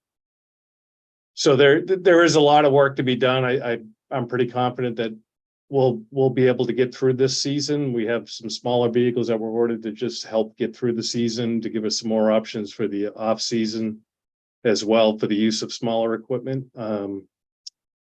And I just wanted to update you on what we're working on. And if you had any questions about the presentation. Thank you, Gary. We'll go to Bert Johnson. Yeah, I followed that little white one around when they had it here. What's the cost of that 20-foot bus? That bus currently in the configuration that it is, that is just a test demo vehicle. It would come with a bike rack on it, and we didn't have the destination signs working, and some of the camera systems weren't in it. But that one is approximately $250,000. Full-size transit electric buses are approaching 1.1 to 1.2 million for a 35-foot bus. The charging equipment for those buses are far more expensive. This bus would operate on a 240-volt charger with approximately 3 times the capacity of what the island currently has for charging systems. Instead of 5 kW, they would be at 15 to 18 kW to be able to charge the bus in about 4 hours. If you put fast chargers in, the bus could recharge in as little as an hour. Thank you. Thank you, Bert. Gary, one of the things that I found interesting was the ridership report that was included in your previous report, and the Surfside route in particular seems to be the route with the lowest number of passengers, and I would not have guessed that, as Surfside is supposedly a popular beach destination. I realize you have not been here in the summer, so I can't really ask you why something would be a certain way in July or August. But what I want to ask is, are you planning to look at ridership numbers, to look at capacity utilization on the buses, and recommend changes as a result of that analysis? I plan to look at every asset of the function of the transit authority. There's, I think, some of the numbers could be skewed by, you know, what the reporting that was on there. I know previous to my arrival, there were routes that weren't run at all last year. I believe the Pulpus, Sconset via Pulpus didn't run at all. There was been a high rate of mechanical failures that easily affects your ridership numbers. I mean, I said at the advisory board, the passengers want the bus to be on time. They want the bus to run. The hardest thing you have is if somebody goes to use the bus for the first time and it doesn't arrive at that stop because it had whatever issue it was, the second opportunity to ride the bus is probably gone. So, you know, there's a full analysis of every facet of the operation that needs to be done. But I will say that the replacement of vehicles, it has to come to the forefront above route changes or anything else that can be done. If you have 13 of your 17 vehicles that have outlived their life and there's no plan, no buses are on order now, by time an order comes in, potentially you could be looking at 90% of your fleet should have been replaced before you see another vehicle come here. So everything has to be pushed towards the vehicles running, but also moving this grant along and finding other funding opportunities to try to bring equipment in here. You know, we're going to get 4 buses, 4 small 14 passenger vehicles, and that is more just to make sure that the routes run. The capacity of the vehicles isn't ideal for most of the routes, but you know, you need to have vehicles out there to move people. And that's the goal right now, is to make sure the routes are done, but pursue other avenues for funding. Okay, so what I'm hearing is basics first, fine tuning later, and I totally understand that. Exactly. Yes. Start from square one, and the things that are easily fixed, and then, you know, planning has to sometimes take a little bit of a back seat to make sure that we do what is scheduled to be done now. Thank you. Bert, do you still have your hand up, or do you have another question? And you're muted right now. Okay, we'll go to John. Thank you, Madam Chair. Through you to Gary. Gary, I know this might be a lot to handle in a short period of time, but just putting a couple of numbers together, you know, with 17 vehicles, these 20 footers, generally about $250,000 a piece. Even if we were to purchase the entire fleet in one swoop, it's about 4.250 million. Has there been any kind of discussion or thought to leasing vehicles? Because if we lease the same vehicles for 10 years, and I'm not even sure if you can lease one vehicle for $25,000 per year, you would get 10 years of leases for that same amount of money. And I would suspect after 10 years, the maintenance on those units would be fairly high. And I'm not even sure if the life of the batteries would last 10 years. But by using that same funding, you would kind of have a new vehicle. If it was a 3-year lease, a 4-year lease, a 5-year lease, you would be updating the fleet at the same time and using the same money. Has there been discussions with that? Well, I mean, generally with electric vehicles or most vehicles, federal funding, you know, the way the federal funding works, you generally don't lease a vehicle. You have in a heavy duty bus, you have a 12-year, 500,000 expected life, minimum life that you're supposed to run the vehicles. The current vehicles that were purchased to run the operation here are 7-year, 200,000 mile vehicles. Their costs, I think, were probably between 200 and maybe 180 back in 2009 to a little over 200,000. The current grant that's out there now is 4.1 million, I believe, for the replacement of the vehicles. Your issue is when you try, like you say, to do wholesale changes, if you replace an entire fleet or you lease an entire fleet, you run into the same problem at the end of your lifespan because you're doing them all at once. You know, your better model is to do, if you have a 7-year vehicle and you want to replace 14 vehicles every year, you buy 2 buses, and then at their 7-year time span, you're slowly swapping them out. Mhm. The end of life replacement that's being done now, wholesale replacement, is going to result in the same problem years down the road because they're all going to come up at the same time. You have a minimum life that you need to run them. I mean, miles here, they'll never reach the miles of where you're gonna dispose of the vehicle before the age of the vehicle. It's just generally with the electric buses, I've seen the lease of the batteries, but not the lease of the bus themselves. I mean, Rhode Island Public Transit had done a 1-year lease where I think they got into the 2nd year and they voted to purchase the vehicles. It's just not something that manufacturers generally. There isn't a market for a bus after a year of leasing it or 2 years of leasing it because federal funds usually, you buy new vehicles. So it's just not a common practice to do. And in respect to buying the vehicles, do we have mechanics or servicing those, or do they really don't need too much servicing? I know there should be lubrication and things like that need to be done on parts, but is there a service for that, or do we have to send those off to be serviced?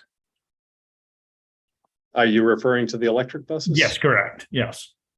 It's still, I mean, any vehicle, the preventative maintenance plan on a vehicle, you have your power plant, whether it be diesel, gas, propane,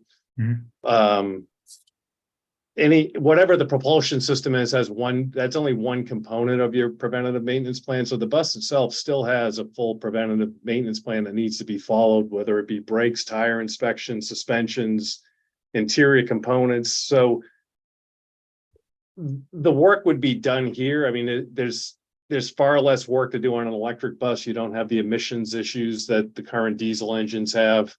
But you would focus more time on, the bus itself, that everything is stayed on top of, instead of chasing issues like right now. You have engines that are so old. A lot of them, was pre-DPF filters for the exhaust systems, and they're just completely at the end of their life. And I think that a slow transition, whether if we could do 2 to 3 buses, and you have the training done for the people, you have warranties usually on the electric buses are longer than a diesel powered bus in the beginning anyway for the power plant. So there's training that's involved. It's all part of the infrastructure cost, the planning of bringing vehicles in like this is your maintenance plan of it as well. Thank you very much. We'll go to Seth. Thank you, Madam Chair. And I wholeheartedly support electric buses. I think I've made that clear before.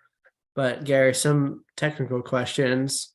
So I guess what is the passenger capacity of the current buses we're using? Currently, there are 2 different size buses. We have 29-foot buses and they're like 25. They may call it 26 feet. They range from, I think, 20 to 26 to 27 passengers. You're looking at, to look at an electric bus, we have the 29-foot buses. They could only be on certain routes currently right now. We have buses that do the airport route and they go out to Sconset, whether it's via Old South or via Pulpus. They can't run in town. So you have the smaller ones, and your trade out is maybe 3 seats, 4 seats between this size vehicle or the current vehicles that are there. It becomes very difficult with the the technology of vehicles now, most vehicles are low floor. In transit buses, they don't have steps to get into, so they're 102 inches wide. That causes more issues with the narrow roads here, so they have to be at 96 inches wide. This bus is currently a 96-inch wide vehicle. So this vehicle is smaller, but the price is far smaller, and it's more maneuverable than you're looking at a 35-foot bus other than this, maybe a few 30-foot buses, but they're 102 inches wide as well. So that there are considerations on any of the sizes. Thank you. And how many routes? I know all the routes are different lengths, but let's just pick the longest route. And how many trips on that route could this bus do before it had to charge? Well, the longest route is, of course, going out to Sconset, and it puts the largest load on the bus. When this was tested, that's the route that was done for Daffodil. I drove the bus through the whole event. One of the things with an electric bus is you recharge the bus with regenerative braking that builds power back up as you slow down. I think the first run out to Sconset, I pulled in a lot of power, but then once the traffic cleared up, you were running that thing as fast as it could go at 43, 44 miles an hour, and you were just using a lot more power.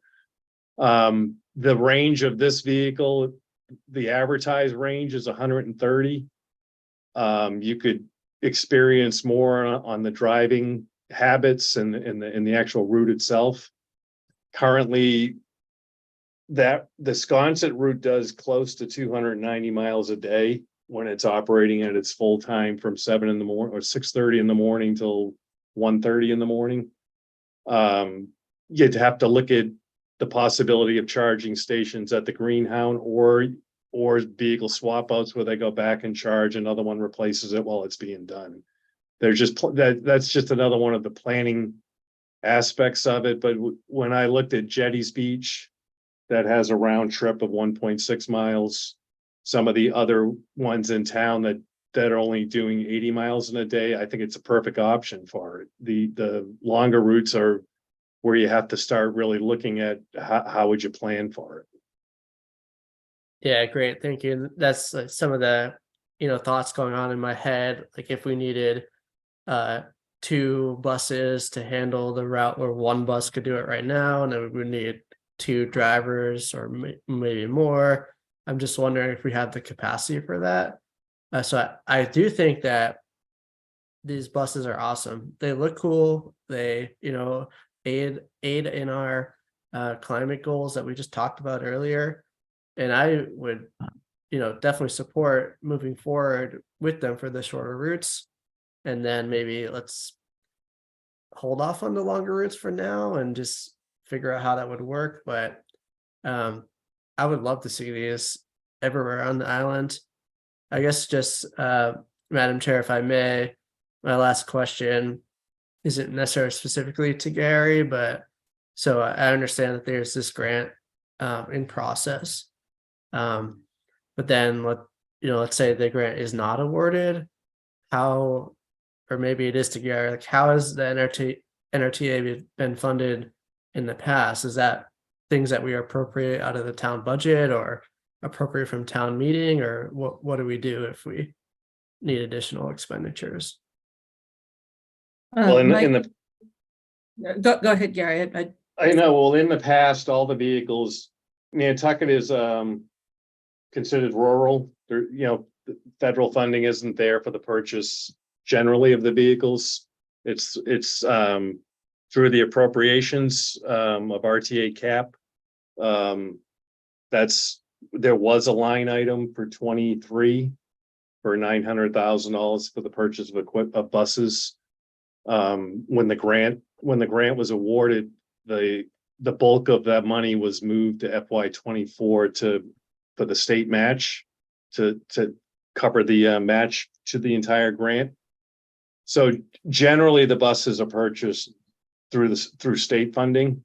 The Low-No grant was a federal grant. So that's where the difference is. It's just there just hasn't been money programmed for purchase of vehicles in a while, so we've gotten to this point. Thank you, Gary. Barry, you have a comment? Just a quick thing, it's probably more of a long range issue, but have you maybe started to think a little bit about doing reverse routes as well too?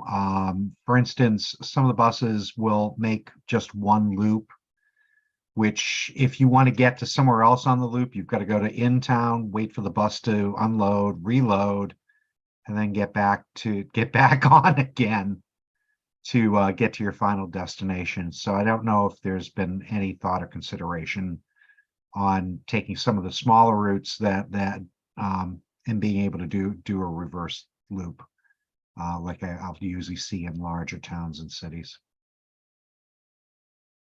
Well, I think it comes down to, like the Mid-Island Loop and the Maya Comet are designed in that fashion. I think the Sconset, the airport, Sconset via Pulpus are not designed in that way, as well as jetties and the beach runs. So it's more of I think the idea probably, it was designed well before I was here. I think it was designed to get the biggest bang for your buck. You run the route and you get the people along the way. There is, I will say the frequency here at 30 minutes is actually not bad compared to other communities where it's an hour. I've looked at other options for seasonal planning, but I would say right now there wouldn't be any changes. It is a pretty large process to change routes. So I think right now we're going to stick to the loops the way they are right now. There's a lot of planning to change routes around. Thank you, Gary. Any further comments or questions for Gary? All right, I'm not seeing any. So Gary, thank you again. Wonderful first time to have you here, and good luck with the buses this summer. All right, thank you. Have a good night. All right, so that concludes the transportation portion of our agenda. Next up are the area plan guidelines. So at our last meeting, we had the beginnings of guidelines for the development of area plans, both new plans and updates. Based on my experience with the town area plan, I've suggested some additional comments on those guidelines. And there may be, other people with experiences, or there may be other opinions on what I've suggested. So those are certainly able to be adapted and edited. Andrew, did you have any comments that you wanted to start us off with on this? No, I'm supportive of all of the guidelines that you developed, and I think they could be certainly amended to ours. So I'm in favor of the commission including those. I think there's I know Barry had mentioned that he had some suggested changes as well. Barry, do you have a list for us, or do you want to provide that at a future meeting, or how do you want to proceed with those? I think what I'd like to do respectfully is just wait one more month. I will say that when I started reading through some of your comments just recently, they were really good. I really liked some of the detail you put in, and it stimulated my thinking a little bit further to add some additional things in. So, like I said, respectfully, I'd like to defer action at least for one more month, but definitely get the goals out there within the very near future. Thank you. Other comments or questions from commissioners on the area plan guidelines, either the original guidelines or the suggestions I provided, or any suggestions of your own? No, okay, not seeing any. So those are available. Certainly you can send Andrew and Megan and Leslie any additions that you might think of, especially anything from your experience. The goal here is that in the future, area plans would not only proceed in a like manner so that they're all being treated in the same way, but they would have a better understanding of what to expect as they begin the process and would be able to complete it more expeditiously. Next item on the agenda, the open space and recreation plan follow-up. Andrew, will go to you for that.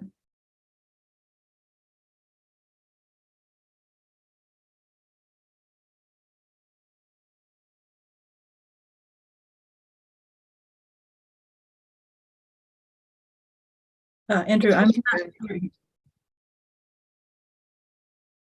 not hearing you, Andrew, but it doesn't look like you're muted.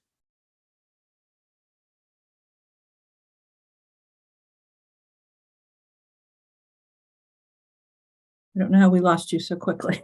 I think he's lost right now. There he is. Still not hearing it. There we go.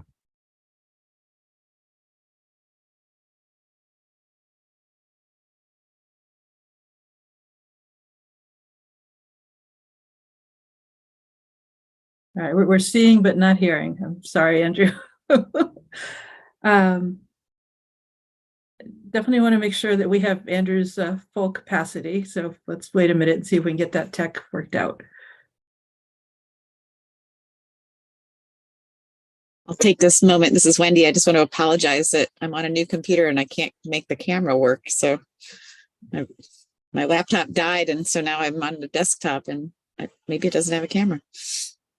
Thank you, Wendy. Also, I saw that Christy Frantel was able to join us approximately 6:20 p.m. Thank you, Christy. I can offer some tech advice here. So first, for Andrew, I think you should log out and log back in. That usually does the trick. Mhm. And for Wendy, if you look at the top of your laptop, you should see you should either see a camera with a little light or not. If you see something there, then you can go into your settings of your computer and you might have to initialize that camera. But if you don't see anything there, then you probably bought a laptop without a webcam. It might have a little slide cover on Yeah, the camera. it might Yeah, have it's privacy a new cover. Dell desktop that Martha installed, and I don't see a camera anywhere, although it does say integrated camera. It's brand new, and I'm staring at the thing. Thank you for the Yeah, if it's suggestions. if it's a desktop, it might not have one. Yeah, it doesn't have the slider. I'll keep playing around, but I do apologize. Wendy, if you look down. Andrew's frozen. Mike's over in his office trying to assist. I'm on the phone with them right There you now. go. Thank you, Megan. And Wendy, if you look down below on the Zoom screen, there's also something that'll be marked mute and then stop video. Where that stop video is with the up arrow, that'll start giving you some indications about what's available to you. Oh yeah, no, I've had the video on, just like the mute button. Okay. It's a mystery. Thank you. Yeah, you may want to. Wendy, there's not one of those like little sliders blocking the camera, is there? No. But you Yeah, no. If you You may- go to the top of the Zoom webinar where the meeting information is, it's like a little shield. And then you go into your settings. And then you go to the video part of your settings. Yeah. It will show you if you have video capacity or not. If nothing's there, you don't. Right. You don't have capacity. Might not have quite caught that menu place, but when I go to that, it says stop video. Good. Well, And then there should be a little up oh, arrow. see, now you get my name when I stopped the video. So there's that at least. So we're going to have to change our commission name again. It'll be the Nantucket Planning, Economic Development, English Grammar, and Technological Advice. Subcommittee. I just wish we met in person. This is just so. PC uses to the left and Mac to the right. Right.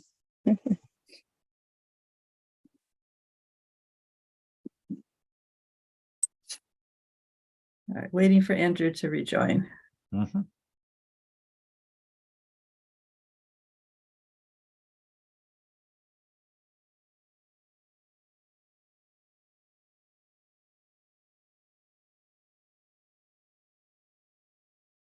Yes, I'll remind everybody to vote tomorrow.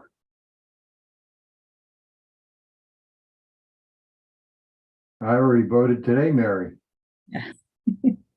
I'm gonna be Well, off. then don't vote tomorrow, Bert. I thought you vote early and often here. Isn't that the way it is? All right, I see Okay, Andrew okay. in the webinar. We can hear you, Andrew, I think. There we go.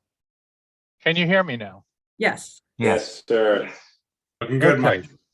Sorry, I'm taking Mike's spot over here, but yeah.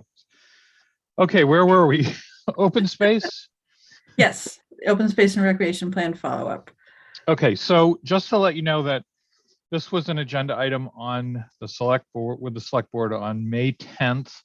And that was right after town meeting. So we moved this up to June 28th. In the meantime, we've scheduled a staff level like workshop on June 15th with the stakeholders of the open space plan. That's going to be at 5 o'clock. We'll send you a notice about if you want to attend. You don't have to. As you know, the commission's already voted to conclude the plan.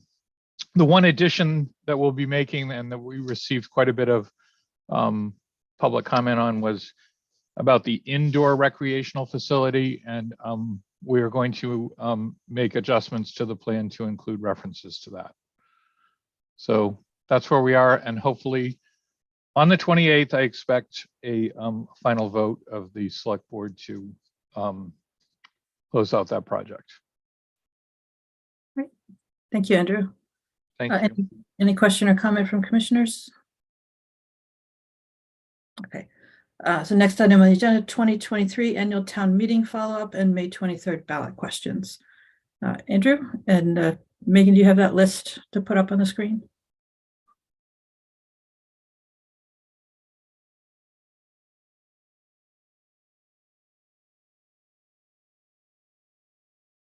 Great, thank you, Megan. Thank you, Madam Chair. So again, I think it's important to review what was accomplished at this year's town meeting, which was quite a bit. The first three articles, 11, 14, 17, are of course all related to the ballot, and hopefully those do well tomorrow. All of those passed again, as the commission recommended. One article not here, but that the staff and I think other individuals put a lot of time into, was Article 18, which is the Affordable Housing Trust Fund. Also, that is going to be before the voters. Article 36, I think, was an important article in regard to the operation of the Plus Department, and certainly an important issue for the staff. And that was did not pass in accordance with our recommendation. I think it's worth mentioning the zoning articles, which again are handled by the planning board. There were 33 zoning articles ranging from Article 37 to Article 69. And of those articles, that's 33 articles, 32 were voted in accordance with the planning board's recommendation. So I think that's an important statement about the work that the planning board does. 19 of those articles I know weren't even called for debate. And I think that reflects, again, our continuing work on the master plan as voted in 2009, which again set out a work plan that we continue to work towards implementing to this day.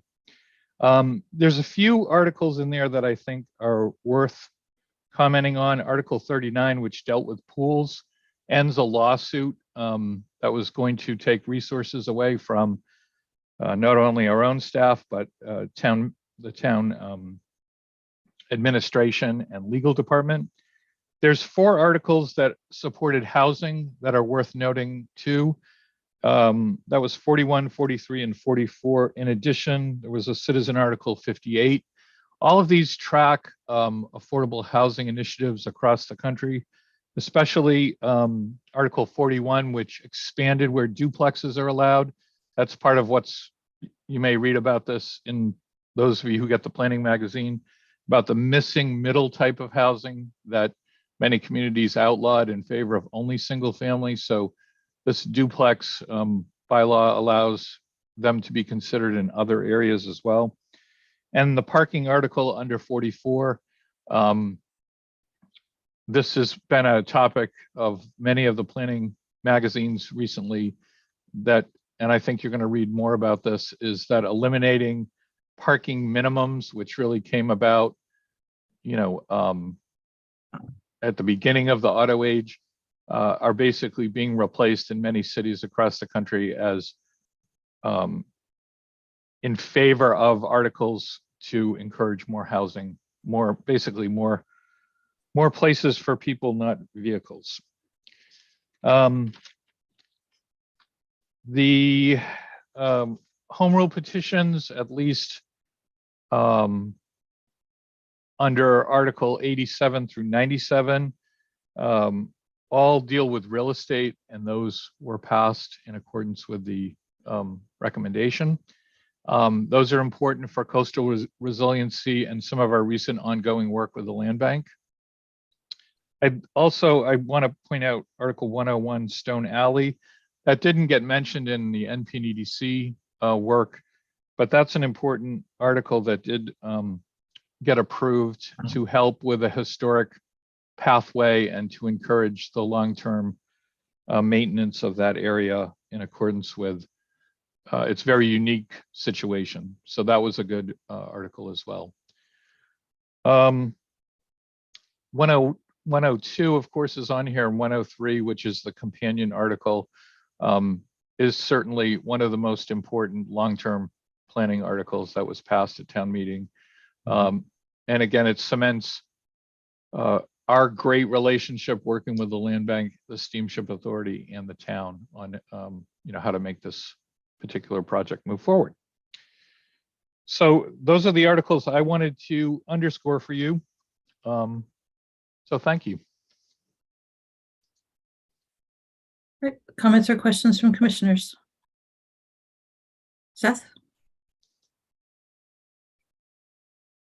Thank you, Madam Chair. I know at the meeting before the town meeting, I spoke lengthily about Article 86, the fertilizer one. And then after having some conversations with community members and people involved, decided that, actually what I said wasn't really warranted.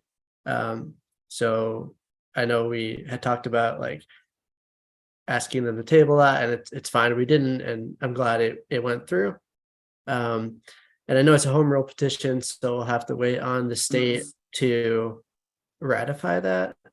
But I don't know if anyone in the planning department, the plus department, I should say, has started thinking about what are the ramifications for us if the state does accept that, because we're going to have to get that done within the 2-year period, and I want us to be proactive and be planning to start working on that if the state moves forward. Thank you.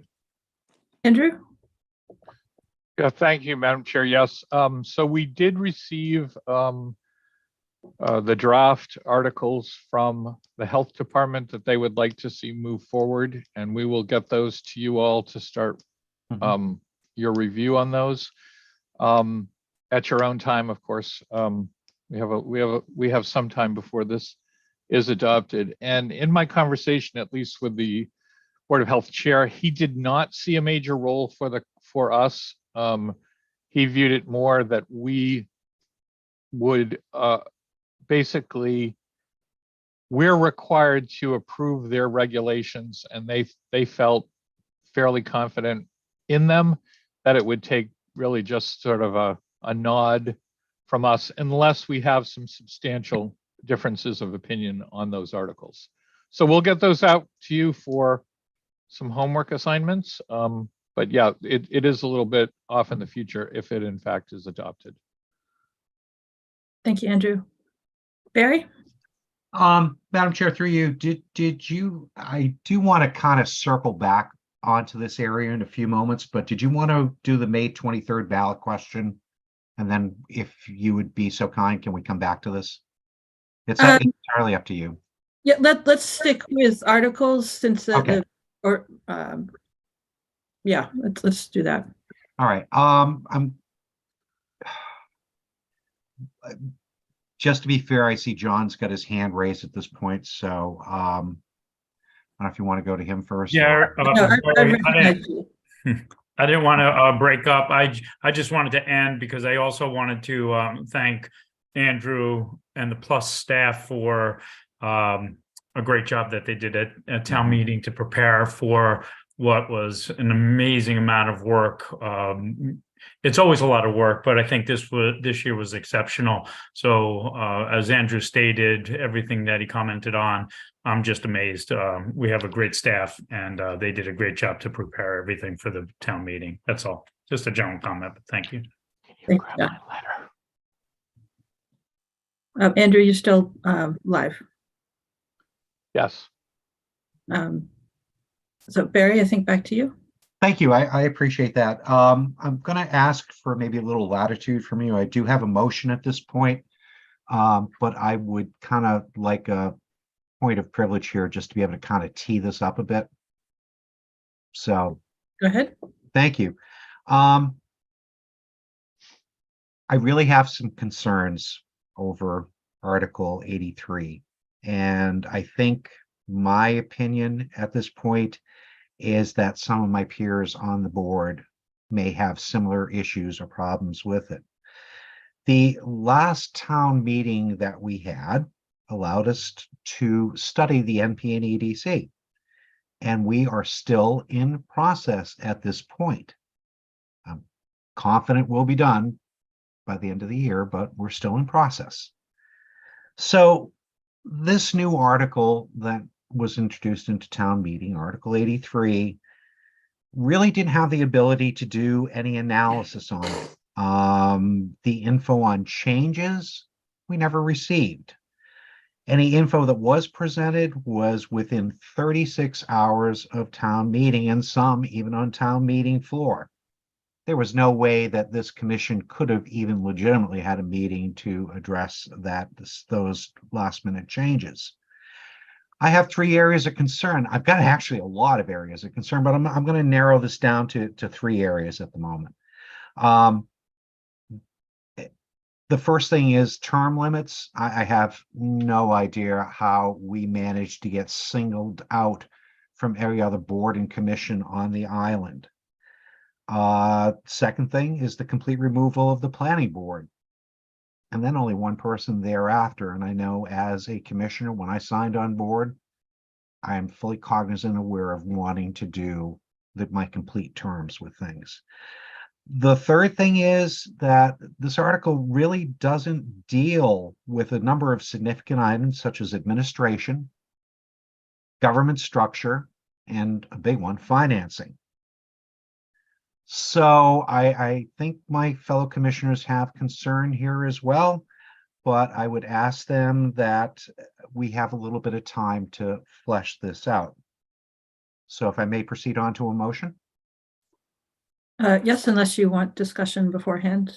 I think let's go right to the motion and let's just making sure that I understood your intent. Go ahead. Okay, thank you. So my motion at this point is to authorize the chair to convey in writing concerns of the commission in regards to Article 83 to the select board and recommend this article be deferred until 2024 ATM. Thank you. Is there a second for the motion? Second. Thank you, Dave. Barry, did you want to add anything, or do we want to go to other commissioners for discussion? I think that when I looked at this, it wasn't just these 3 things, that there was a significant number more that are in there. And I think that, like I said, I think my fellow board members here may be wanting to address those 3 plus the number more that are in there. So this is why I'd encourage that we adopt the concept that I've just brought out to you, which is authorize the chair to do a letter and get some time for this board to be able to begin to figure out what areas we really do need to address that were just not well incorporated or indoctrinated through Article 83. Comments from commissioners? Seth? Thank you, Madam Chair. So I'll start with the question. Barry, I understand the intent of your motion, but it's my understanding that at this point, it's sort of out of the select board's hand. The the vote has passed and now it goes to the state. So I think if anything, the Massachusetts legislator is who we would contact. If I'm wrong, then that's fine, but maybe there's someone from the Plus department want to help us out technically on that. I'd appreciate that. Thank you. And I also, Madam Chair, have some other comments after that. Okay. Andrew, can you respond to Seth's inquiry? Yes, that the select board takes a vote on any home rule petition, and they can make changes to those petitions before conveying them to basically to the state. So it is in their hands first, and then of course it is in the state legislators' hands after that. So the select board does take a vote. I believe that's upcoming in early June about whether or not to send the home rule petitions back.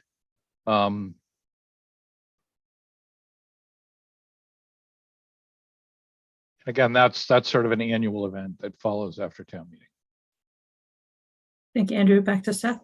Thank you. I appreciate that. I just for clarification, is the select board required to send them back in some form, or could they just look at one and say, you know, we don't even want to submit this to the legislature at all? Andrew? I believe the selectmen can make a call on any of the home rule petitions. If in there, I mean, the town meeting authorizes, it's similar to the real estate articles. Town meeting might authorize something to be purchased and authorize the selectmen to act, but it does not force them to do it. I believe they have discretion to decide on what they want to do.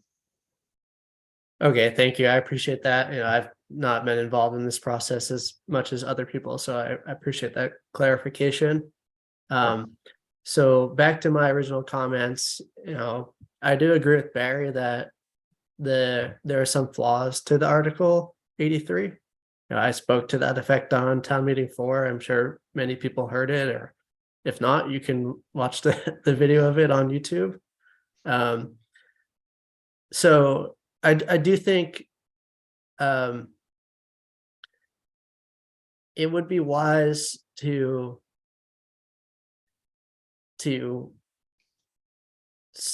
go forward with this process of, you know, at least sending a letter to try to talk. But I do think that at this point, as much as I don't like the article, I also don't like interference in democratic process.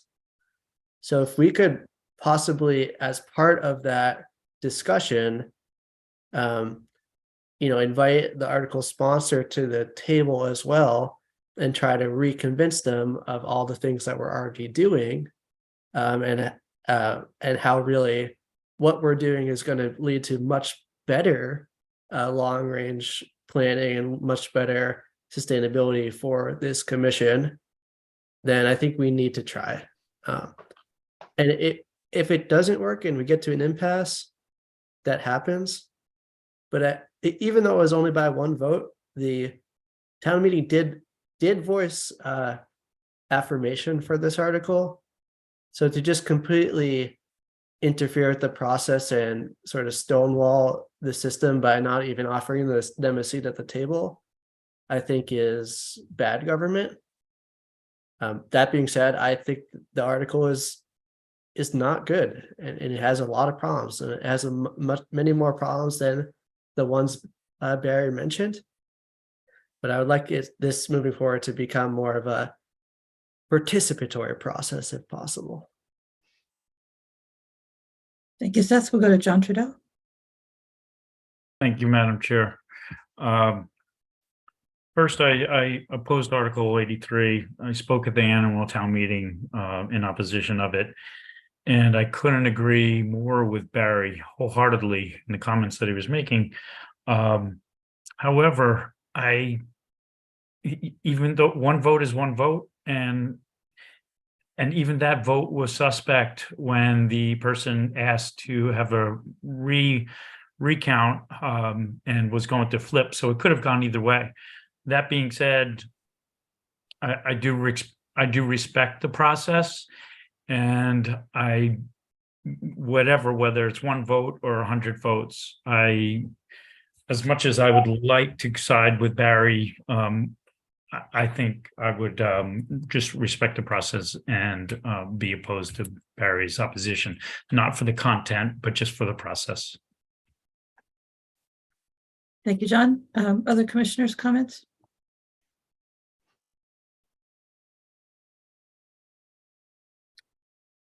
Right. If nobody else has a comment, we'll go back to Barry. Thank you. Just a few things. I might take exception to the terms interference and stonewalling here.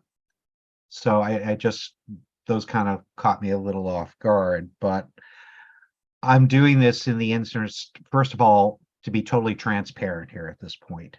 Second thing, this is a time-sensitive issue that is before us. As Andrew said, by the beginning of June, the select board will have to take action. I think our not saying anything that silence registers as complacency. And as I said, there's a number of problematic areas that by not saying anything, we're going to have to try to encounter and deal with, as well as the town. So I think there is that time to have to speak up and say, okay. And again, too, in all fairness, there needs to be some time for the analysis to take place as well, too. And frankly, a lot of this was coming in last minute, as I said before. And so this is what I'm looking for, is for us to have the appropriate amount of time to be able to do this. I'm not excluding anyone at the moment, but I want, like I said, this is time sensitive, and I want to be transparent in the process as well, too. Thank you. Thank you, Barry. Nat, did you have something you wanted to add? Yeah, I mean, there's so many different things to talk about. I just want to just go back to, you know, the process and the process that we've been working on. There's several components that we, you know, have been working on that are similar to Article 83. The name change and that discussion, which is similar, and the land bank member or their role or whatever we end up doing with that. But the land bank being part of the planning commission, which was something that was originally my idea, but we didn't announce it till October or September meeting. And also the confusion at town meeting. There was a lot of confusion. And again, as I stated, in the current town meeting doesn't operate as a public hearing, but it certainly feels like one and wants to be one, but it doesn't work that way. And it's very difficult to have a back and forth conversation after someone speaks that you've already spoken, and you can't just stand up and speak again or call the chair to let you speak. I think there was some confusion. I had a couple of people that I talked to that are just average citizens. They're not involved in the town, but they were at the meeting. And they thought that we voted for 11 people to be elected by one vote. I was shocked. I didn't think that the confusion of that piece of the article was that confusing. But that's because we know, you know, the process and how the makeup of the planning commission is. So to us, it's not something we would think of, but there was a lot of confusion with it. One vote is certainly not a mandate. I think that there's going to be issues and ways to deal with this if it does get to the state within the next, within this cycle. Just the term limit part, there's nobody else has that. If Jack Gardner had term limits, he would have been all finished in 1983.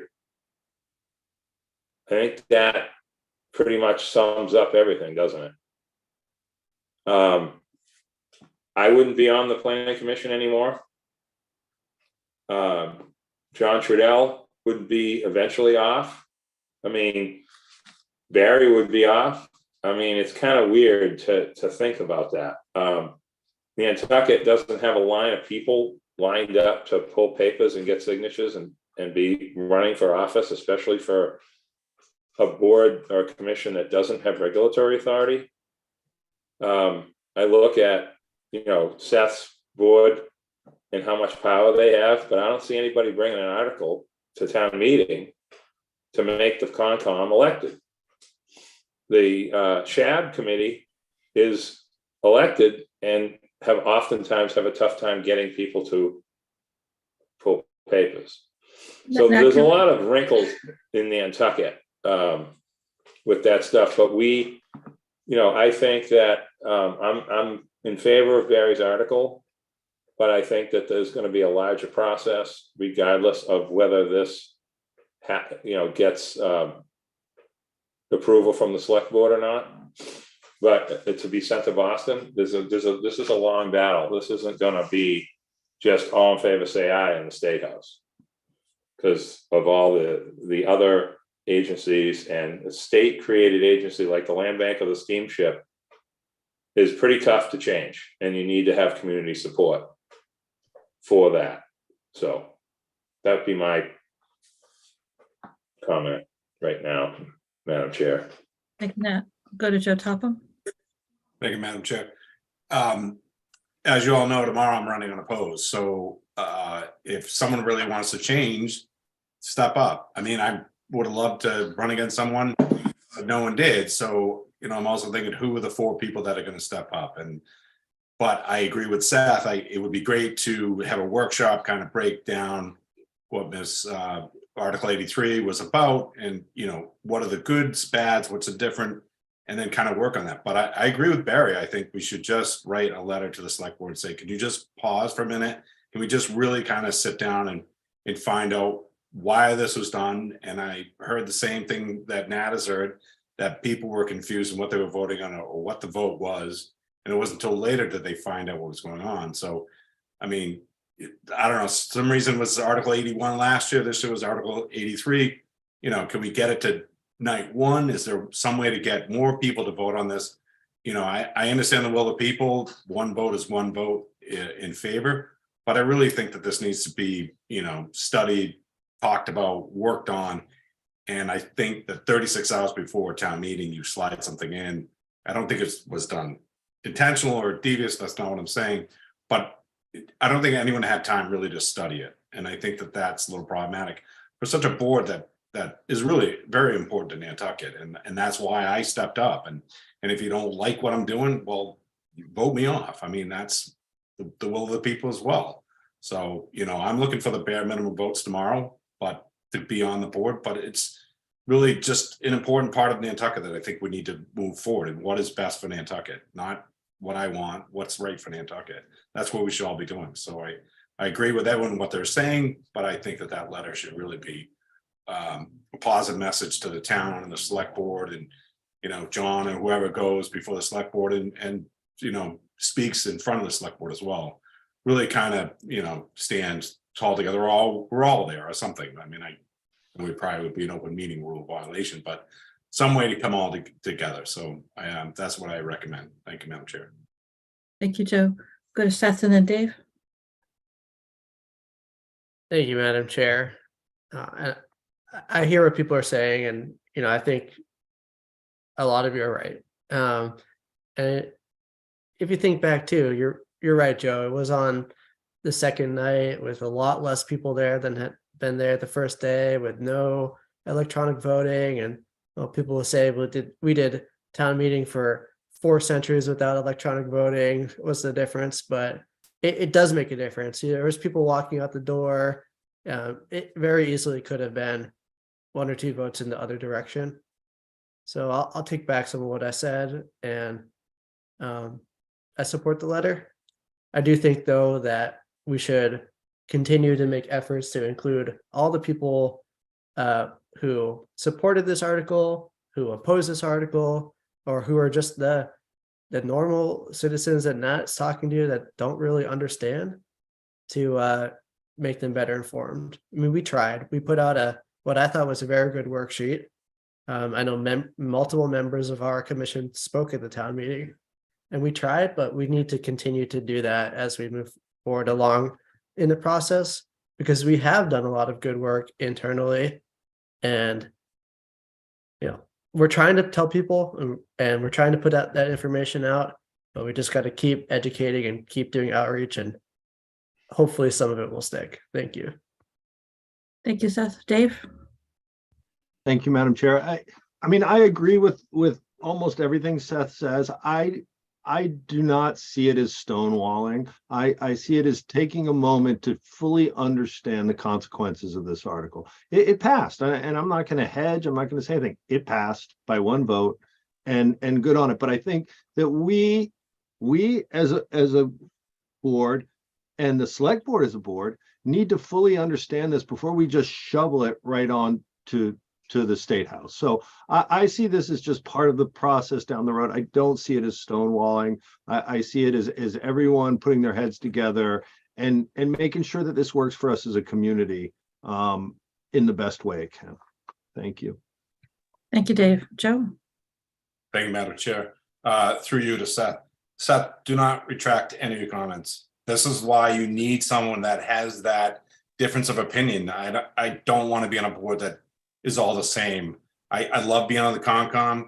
You and I were on opposite ends. There are times I looked at you like, what are you saying? But I totally appreciated and took pause and said, why is he recommending this? I don't want a board that's all the same.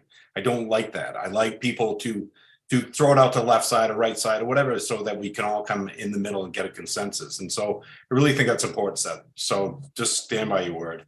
And I agree with Dave. I think that, there's a lot of things we could do, but I don't want to shovel this up and just like pass it, rush it, or anything like that. I think that the people have spoken, but let's take a second. And if we come back and the same vote goes on, then okay, well, we've had that time. We've given it time to really kind of marinate, really put the words together, and finish up some of the work we're trying to do before this happens. And I'm not against a lot of the changes or adding of seats. I think that's fantastic. I think that we should broaden our scope. Nantucket keeps moving on, and we've been progressive. And even though we have historic homes, I think a lot of our thoughts and motions are kind of moved forward. We're talking about electric buses now. So I think there's a lot of fantastic things going on in Nantucket, and I think we're just trying to progress with the time. Are we half a step behind on some things? Yeah, but the town government, we're trying to move, and we can't just in a whim just have a meeting or share comments through group text. We have to have these meetings. We have to have open laws, and respect them. And so I understand there's some groups that are able to do that, but we're not, and we're trying to move in that as fast as we can, but government has kind of tied us up, and rules and regs, which are well intended, and I understand them and respect them very well. But I think that we need to get time, or given time, to be able to work this out and move forward in a positive manner. So thank you. Thank you, Joe. Nat? Yeah, just a quick follow up to everything. And I do have an incredible amount of respect for Seth, and I do appreciate what he said at town meeting. I think we have a new Andy Bennett replacement here now with Seth.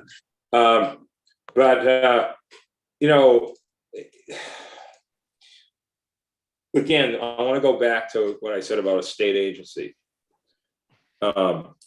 Even the airport, the airport commission used to be the hottest thing to get on.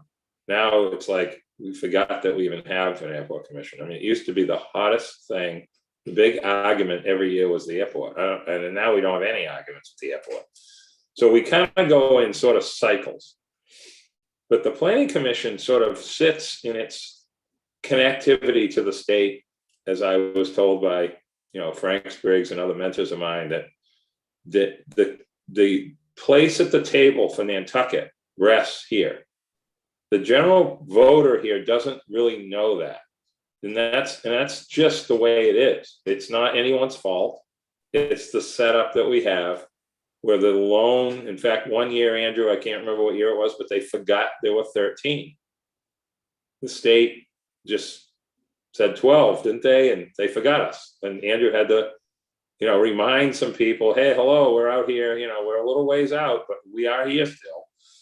And sending, this, whether it was one vote or two, if this was a land bank article and it passed by one vote to change the land bank, I can guarantee you there would be the same exact reaction. Okay, this would be very difficult. State legislators would be calling people and finding out what's going on down there. What is really going on? And that's kind of where we'll be inevitably with this. But I do want to say add one thing that hasn't been said yet is the current changes that we're working on now. Personally, I think that process should continue alongside of this scenario. And I think that we should continue moving forward with what we were already doing, which is in some cases a couple of things that are very similar to Article 83. And I think that is important to recognize, as well as our reaction and to the process of this article. Thank you, Madam Chair. Thank you, Nat. Other comments? All right, so I'm going to say one thing. I think I have a tremendous amount of respect for the process that you vote at town meeting and those are the results. And I don't care if it's one vote or 100 votes, those are the results. If you look at Article 83 on its own, the process would be that, it's been voted positively at town meeting and it goes to the state government for their pleasure, yes or no. But I don't think we can look at Article 83 on its own, because Article 81 from last year's town meeting was not rescinded by Article 83. That process should continue. And what we're going to end up with is conflict. And I think it would be wise to resolve the conflict sooner rather than later, although I don't want to prescribe a process for that right now. But that is the problem that I see needs to be solved, is we have conflict in the process, and the process there isn't a process to sort that out. So I'm not sure what to do next, but that is my comment on the situation. If there are no other comments, Barry, would you restate the motion? Sorry, we'll go to Seth and then back to Barry. Seth has been talking all night. Yeah, sorry, this will be the last one, I promise. Yeah, thank you, Madam Chair, and thank you everyone else who's said your kind words. And I guess, thinking about the process, I do agree that there's conflict between the Article 81 and 83. But if my assumption of the process was it got voted at town meeting and sent to the state, but I'm obviously wrong. There's an intermediate step with the select board. And I guess I'm just looking to see if there's history of the select board not wanting to send other articles from the past up to the state. And if so, then more than happy to just ask them to do that. And because I think if it's a precedent that's been done in the past, there's no problem with it. Andrew, did you want to respond to that sort of question from Seth before we go to others? Yeah, I don't, that would require a lot of research that I don't have any offhand knowledge of that. I mean, I don't know. I can't cite anything specifically of whether that has been done or not. I mean, there are certainly cases where the select board has made changes to the articles before they were sent back, but I can't answer that with any certainty off the top of my head. That's why we need Jack Gardner. Thank you, Andrew. Thank you, Bert. Dave? Yeah, and maybe Barry can correct me through you, Mary, but I don't think the intention is to stop this from going to the state. Right. The intention is to have a moment to really understand it. And I wouldn't have seconded it if I thought the intention was to block it from going to the state, because that is not right. That is not right. We're just trying to have a timeout and understand it before we put it. Is that correct, Barry? Is that the spirit of your motion? Barry, we'll go back to you. Yep. Thank you. Are you finished, Dave? I am. Thank you. Okay, thank you. So I think Mary is right. Let me reread the motion, because not unlike some features of town meeting, there's now some misinformation floating around, but I know it's a lot to digest. So the motion is to authorize the chair to convey in writing concerns of the commission in regards to Article 83 to the select board, and recommend that this article be deferred until 2024 ATM. Okay, So that, it's, yeah. that motion was made and seconded. John?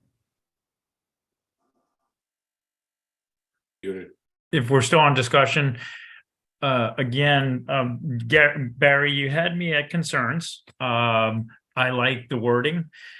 Once you go to recommend deferring and for 2024, I have to start thinking that we're actually asking not to go to the state, and we're almost putting it at a hold because we're now holding it up another year. And I don't think that's going to resonate well with the general population. And it would look like we as a board are trying to hold it up to either change it or prevent it from going forward. And again, I want to stress, I oppose this article. I agree wholeheartedly with everything you're saying. I just don't want the process to be held up. I'd like for us to understand it better. I'd like for there to be more conversations, but I don't want to force feed something to have it deferred for a year at annual town meeting, because what happens is if we defer it for a year, then it's discussed, then there's still the process after annual town meeting to go before to the state again. So we're looking at 2 or 3 years, which I think it's going to be like that anyway, but we're really setting the timetable, and I don't want to do that. I respect the process, and I would sign off if it was worded differently, where we can send a letter to the select board stating we want clarification, we want to understand it, and we have concerns. However, once you put you recommend deferring this for next year, then I have to take a little bit of concern or question about that. Thank you, John. Dave?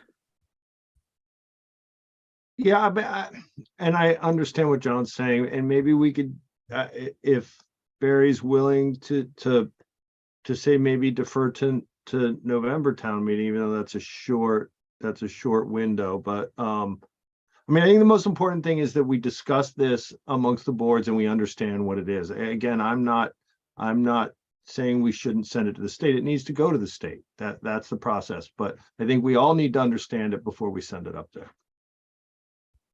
Barry, I want to hold to make sure that we have all the comments before you respond.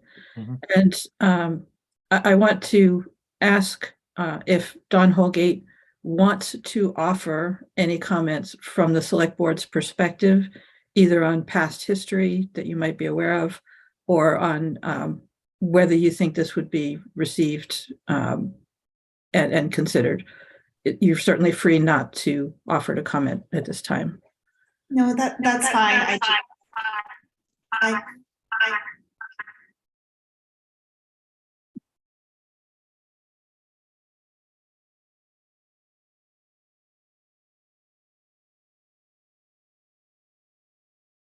Don, I think it was working for you before when you unmuted the other profile. Mhm.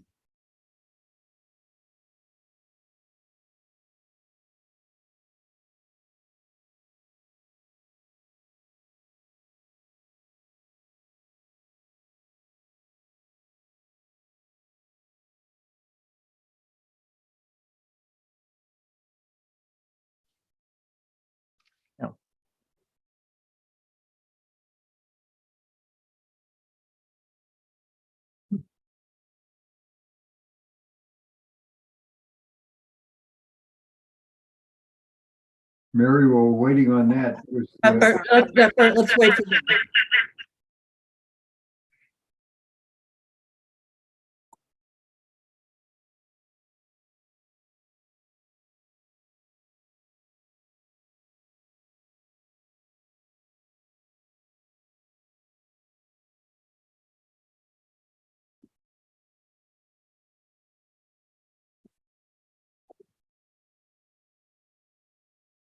Thanks for hanging in. Hear me Yes. now? Sorry. I don't know what's going on with my sound, but I was just trying to listen because, and I'm not going to vote on this because I feel like I'm going to be discussing it in my other role. But I'm not sure about history of waiting on sending things up to the state. I would imagine there probably is some, and I'll find out, for probably a variety of different reasons. And I don't know how the board will receive it. I mean, frankly, I could very well have two brand new people as of Wednesday. So that makes things a little bit different than usual. And I obviously cannot speak for the whole board. I mean, you all know that I did oppose this article. I do think that the term limits are the biggest problem with it. With when you see the ballot for this year, there's only 2 races running opposed, and they're not even, you know, it's a 2-to-2 kind of thing. It's not an overwhelming amount of people who want to run. So that's a worry for me too, as well. And I don't think that the process was, I think the process should be collaborative. I agree that the proponent of the article should be brought in for the discussion. It's unfortunate she was here earlier and she had to leave, it seems. But I think that sending a letter with the concerns is probably appropriate, regardless of what the outcome is. It may be more palatable across the board to try to prepare something for the November town meeting rather than an entire year from now. Because although we all know how government functions, it's not well received by the general public when the timeline's a full year. Those are my comments. Thank you, Don. Go to Andrew. Thank you, Madam Chair. One thing I just want to remind the board of is when it comes to timelines, you know, the warrant for the special town meeting is open next month, June. So it's right around the corner here. And, you know, the warrant article for the annual town meeting comes around December and, you know, around that time period. So, I mean, and one thing, since time is the enemy, and I mean, you know, I heard what John Trudell said about, you know, we want time for this and that, but we don't have it. So, you know, one suggestion I might have about the deferring is that we don't defer it to a specific time, to, you know, just defer it and to allow for a process. So it's not specifically tied to a town meeting, but just deferred to give you as the commission the time, you know, to again do that analysis and do the to get a better understanding of what your future looks like in terms of elections, and, you know, how the boards definitely have to sort of approach what goes on later.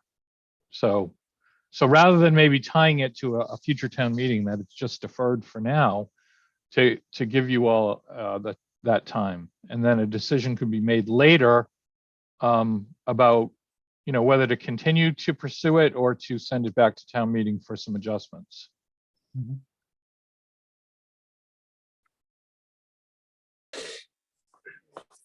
John? Nat, are you prepared to speak? A little bit. Trying to not, this is the longest second in history, but it's important. Andrew, through you, Madam Chair, what's the time? I mean, I should know the date, but what's the date for April town meeting or May town meeting for our stuff, not citizen articles? What is it, November? Well, the select board can adopt an agenda up to usually early January. So Okay. we're not bound by citizen deadlines. I will tell you the Right. special town meeting deadline is very quick. I think it opens, and you all, I think, have that schedule, but it opens, I think, on June 14th and closes the next day.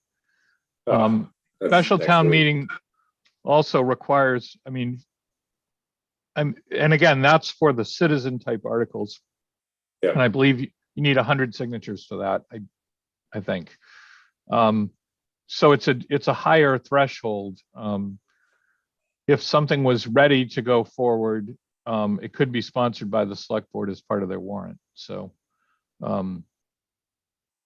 but in terms of the other, the citizen portion for the annual town meeting is typically open for at least a month, allows, for consultation with town council. And then once that closes, various town administration boards work on finalizing their articles, and then that's typically adopted when the select board adopt the warrant in January. So let's go to John. And then I have a comment. Yeah, I don't want to really believe, I guess, talk too much on this, although it is important.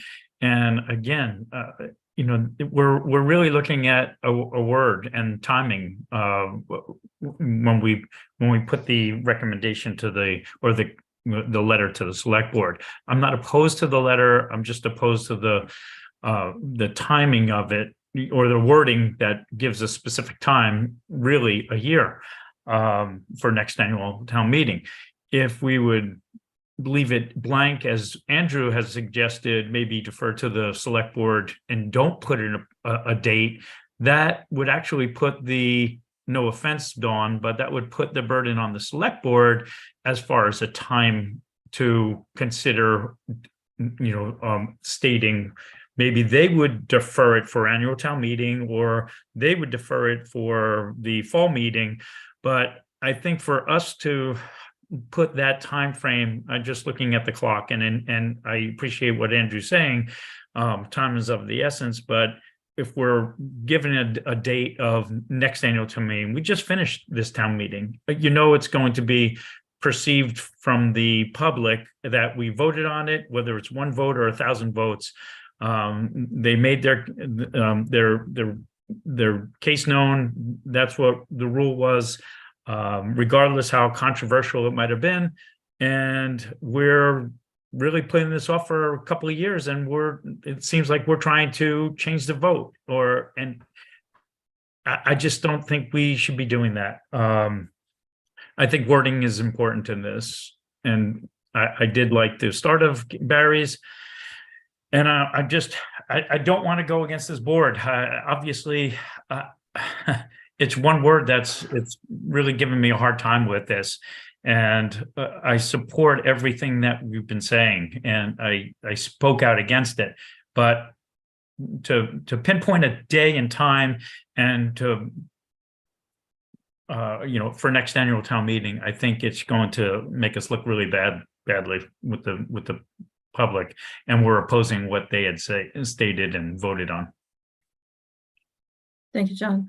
So I'm seeing sort of three issues that might be getting linked when perhaps they shouldn't be, or maybe they do need to be. But I see the issue that Article 81 last year told us to study the makeup of the NPNEDC and come back with our own recommendation, and nothing in Article 83 prevents or stops that. And I think that process from Article 81 should continue. I think it's very valuable what we're doing. The second issue is that Article 83 may be flawed in some manner and has not yet had enough time to figure out if those flaws are there, or just in general, what the impact will be on the structure of the various boards that are involved. And then the third issue is that given Article 81 from last year, given Article 83 from this year, both of which were passed by town meeting, they are not compatible. And so there's going to have to be some resolution of that somehow. So those are the three issues that I see. I think that we don't need permission to continue with Article 81's mandate from last year to continue studying the NP and EDC. That process is ongoing. I think at some point, if there are flaws with Article 83, those need to be discovered and discussed, whether it's by us, by the select board, by the state legislature, by a town meeting. I don't have a way to prescribe one of those. But if there are flaws in any article, they should be discovered and discussed. And we're going to have to deal with a conflict no matter what. So the question is when and where. I'm going to go to Christy before we go back to Barry. Thanks. I just have kind of a more general question that maybe Andrew knows the answer to, which is what is the deadline or date that it needs to go to the state? And is there time for us to send this letter to the select board, time for us to have a meeting and discuss this, and it still goes to the state, or is it kind of like a July 1st date? That's kind of what I'm wondering is there a timeline crunch when this goes? So from discussing the schedule of this with the town manager, the time period to submit any comments or whatever on the current home rule petitions is May 31st, and that the select board is taking it up on June 7th. So, as you know, if home rule petitions aren't acted upon during the session, the legislative session, we're going to have to revote them anyway. They will come back. I mean, if you don't believe that, look at the housing bill that's been back, 7 years in a row here. So I don't think that any of you should think that home rule petitions, unless they're really strongly supported, are going to go through in any sort of speed here. And that the level of support is definitely going to be a factor when it's looked at by the legislature. I've never seen that it hasn't been. So I don't know for sure, Christy, if another month or two would make a difference, and it was sent up afterwards, or, if there were, again, constructive changes made by the select board, which might include, there's other things like, should it go to something this important? Should it really be decided by that small group of people, or should it go to an electorate or to an actual vote? So there's other things to consider here. I don't think this is a standard run-of-the-mill home rule petition. It's a major change to, the government structure here, and it is one vote. So, but I don't know for sure if there is a deadline that the state has to receive it by. I do know what the schedule as laid out by town administration is. Thank you. Barry? Thank you.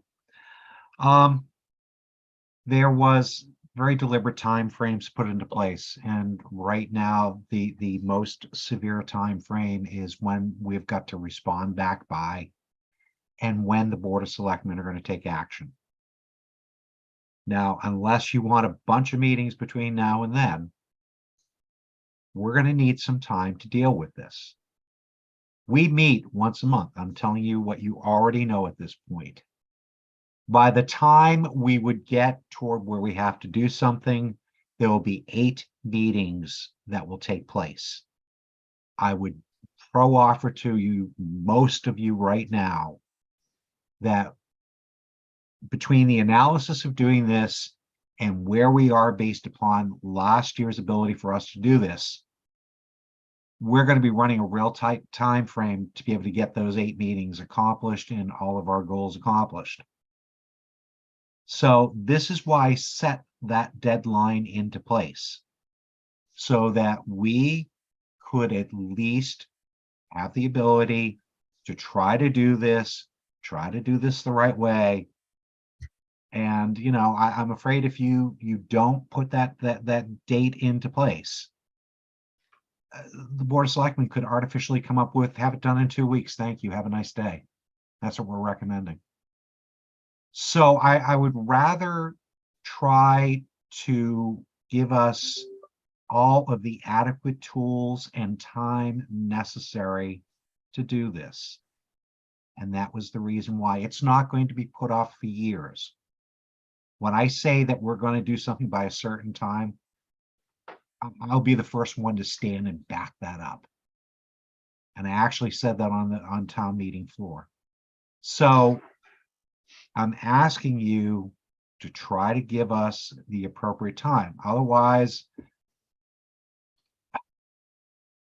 I'm going to stop there.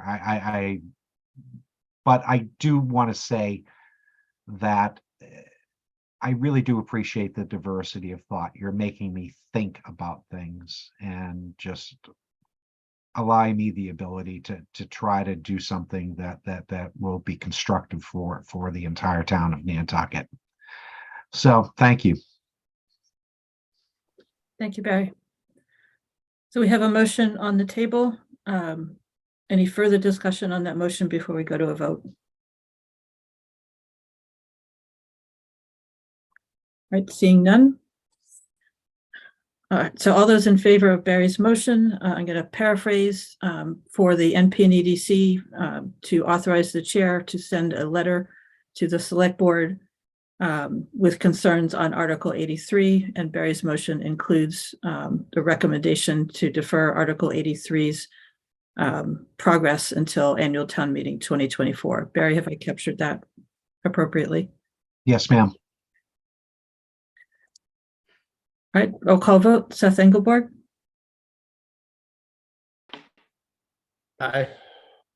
Christy Ferrantella, Aye.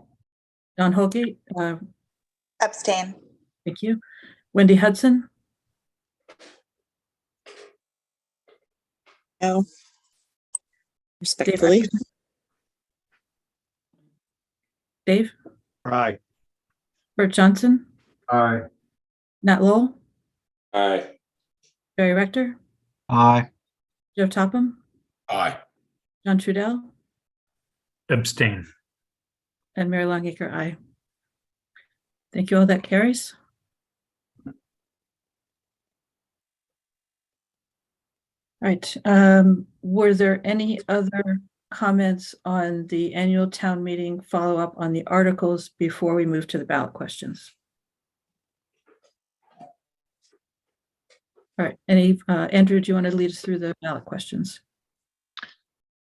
So, Madam Chair, I mean, I don't have anything much to add on that other than I hope everyone has voted. It's, many of those articles that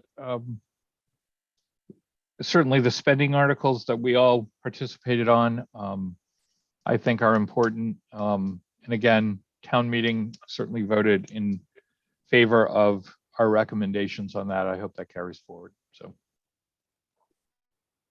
Right. Any comments or questions on ballot questions? Nat, you're kind of Nope. waving at me. No, I'm good. No, okay. All right, then moving on to the next item on the agenda, Director of Planning updates and contract ratification. Andrew? Thank you, Madam Chair. So, so this item is sort of a two-part agenda item. So the first item is, Megan, do you have my letter? So I am, as I've discussed with you all in the past, I am going to be retiring and ending my service as the director at the end of my contract. I think, especially after all our great discussion, there's never a good time to really do this, but I wanted to meet my obligation under my contract. And again, this is the 6th contract with you all that ends as of June 30th. So, there's been a lot of milestones here for me personally and professionally. And I just want to, say I've left a great team, I think, in place for the future, and to let you know that I'm certainly not leaving the island. I'll be here and hopefully can assist you moving forward. So thank you all for 30 years of fun. So, I think it calls for a party, Andrew. perhaps. Get the electric bus going. I definitely want to ride that. At the new straight walk. Yeah. Barry? Let me give anyone else who wants a chance here first, but I do want to wrap something up here, which is vitally important. Well, Andrew, I'll say thank you for helping me come into this commission and into this position. It's going to be interesting trying to do it without you. So. Thank you, Madam Chair, I just wanted to say that, Andrew, the service that you've given this town will probably be remembered for a long time, and maybe in the immediate future, it won't be as discussed as much as it will be in the future. But thank you for your service. You have some big shoes that are going to be tough to fill. So thank you very much. We all appreciate it very immensely. Thank you. Joe? Thank you, Madam Chair. Andrew, I just want to say thank you. I hope it's nothing I said by getting on the planning board. It's running away from. Joking. No, listen, I remember when first meeting with you in the Plus department, and every time I've gone into your office, you've been fair and honest and really give me the time to sit down and talk to you. And I think that you've done a phenomenal job, and to watch how the Plus department has grown into what an amazing staff and machine that it is now for the town of Nantucket is amazing. And that is a true testament to your leadership and just an outstanding quality person that you are. And I just want to thank you for everything that you've done for the town of Nantucket. Good luck. Thank you, Joe. Dave? It's tough to follow up, Joe. He pretty much covered it all. Yeah, thank you for everything you've done. The way Plus runs is really a testament to your ability to manage and do the right thing. And this island will sorely miss you. I appreciate you welcoming me with open arms when I came to planning, even though I was the devil. It meant a lot, still means a lot. And I'm happy that I could have been part of your tenure. Thanks, Steve. Thank you. Wendy? Oh, thanks. Yeah, I echo what everybody says, and definitely, especially the part where we need a party, Andrew. I just think it's incredible. I mean, like that everybody who ever came in thinking that they disagreed with you or they wouldn't give them the time of day, always. And there's a lot of people in this town that should have just reached out directly if they had ever had an issue, because look, then they become here just part of the choir singing your praises. Really, it's going to be a loss to the community to not have you on board, but we do have Leslie, and you've done a great job teeing everybody up. So couldn't ask for anything better. Cheers. Thank you. Thanks, Wendy. Don? Can you hear me? Yes. Thank you, Andrew, but you're not completely going anywhere. That's right. We're going to have to keep you around. And I think that the party sounds like a great idea. You've done a tremendous amount trying to institute all of the details of the master plan and regularizing all of the zoning in your time. And it's just kind of amazing where we started at East Chestnut Street and where everybody is now. That's right. And phenomenal job with the succession planning too. Oh, thank you. That's right. Don and I worked together way back in the day when Leslie first came. Oh my God. Got her set up in the land bank chicken coop.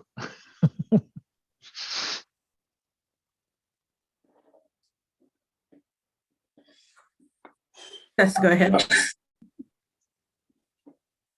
Is it my turn yet? No. I caught on Seth, and then we'll go to you. Okay, sorry, no, good. I didn't hear that. Thank you, Madam Chair. So I would just like to recognize that 30 years of service is a very long time. And, when Andrew started working for the town, I was a newborn baby. That's all my life, really. And I think a party sounds great, but I would like to direct this commission to also think of like more long-lasting ways that we can continue to honor his commitment and legacy. Well, maybe not legacy is not dead, but his commitment. Whether that be through some type of award or program or whatever it is, but I think that continuing that history on is important. And Andrew, I've known you for a very short amount of time, but it's been a pleasure. Thank you. Thanks, Seth. Nat? Andrew, remember that day I stood up on the steps of the Pacific National Bank with you, dedicating Main Street for the, whatever it is, historic streets list. Then you came up with the cultural district and all these things. So Andrew's not a very big sports fan. I just want you all to know. One night, I don't even remember what World Series it was. I don't believe it was 2004. So I want you to know that. And I don't think it might have been maybe 2007. Andrew calls me and says, "What are you doing?" And I said, "Watching the World Series, Andrew." He doesn't watch things like that. Okay. But Andrew has a lot in common with a long standing, really good athlete. When the athlete's playing, you don't look at the statistics in detail until after he's retired. And you find out, wow, Pedro Martinez had a opponent batting average about 140. No one talked about that too much when he was playing. And you start comparing people like him to Sandy Koufax and Bob Gibson. It's like, wow, this guy was better. Andrew is Pedro Martinez of Nantucket. He's the Bobby Orr. He's done a lot of things that people don't know. But I can tell you this, over time, that will be discovered. It'll be found out. It'll be reported. It will be shown, especially the zoning stuff. When we start talking about the build out analysis mixed into the open space, and we start finding out what his group with Leslie have done since 2005 or 2006. And they don't get much positive news in the Plus department, as you all know. It's the easiest target to be blamed for just about everything, including things before he was here. It's pretty scary. And I've had to deal with that for a long time. And Dave, that's what kind of he was referring to. Sort of like the steamship, when somebody comes on from one of the mainland ports, they find out, wow, this place is a pretty good operation. You just don't realize it until you get inside and find out. And that's kind of what goes on with Plus. And it's going to continue to evolve. And hopefully with Andrew's guidance with certain things and some of his help that hopefully will work out well for us. Andrew can still make a difference. He can go out and throw out the first pitch a few times a year and go back to the dugout. And hopefully that will continue. Thank you, Andrew, very much. You know how I feel about you. Thanks, Nat. Appreciate it. Yep. Christy? Thank you. It's tough to follow Nat on this, but I just wanted to echo what everybody's been saying, and to thank Andrew for 30 years of service. When I first came back to the island, Andrew was quick to help me learn so many things and get onboarded with select board, and always answering my call and letting me go by the office. And it's just so great to have that resource in town government and that resource for the island, and everything that you've done for zoning. You know, like Nat was saying, it's going to come to light years from now of how much you've done. And I just wanted to say thank you. And I'm glad you're not going too far. Thanks, Chrissy. You must have been a baby too. Yes. Right, Barry, I think we're going back to you. Thank you, Madam Chair. I just need you all to recognize something here, which is an accomplishment. I know it's 30 years, but in that 30 years, Andrew now becomes the longest serving NP and EDC employee at this stage. He's also the longest serving planning board person as well, too. And his accomplishments along the way, I don't need to enumerate. Most of you have done that. So do me a favor for a second, and I want to do a little conclusion. Put your hands together for this man. Even though we're virtual, he deserves a round of applause. Don't forget to unmute. Yeah, exactly. Well, only ones. Silent The way Zoom works, you only get one applause because all the rest get muted out.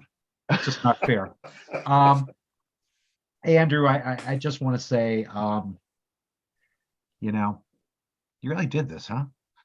All right, that's registering still. But anyways, I honestly do not think that the impact of your leaving is going to be immediately recognized. It was, as Christy, I think, might have said, it's going to take a while, but people are going to realize what you did and what we're losing in the process as well, too. So kudos. Well, thank you all, and I will be close, don't worry. I am taking the summer off, but you know, around September or so we'll see you all. And again, I'll work to you know, there's always like projects unfinished, and you know, I'm working with the town manager, and others to sort of work on, you know, how I can help in the future, and I look forward to that too.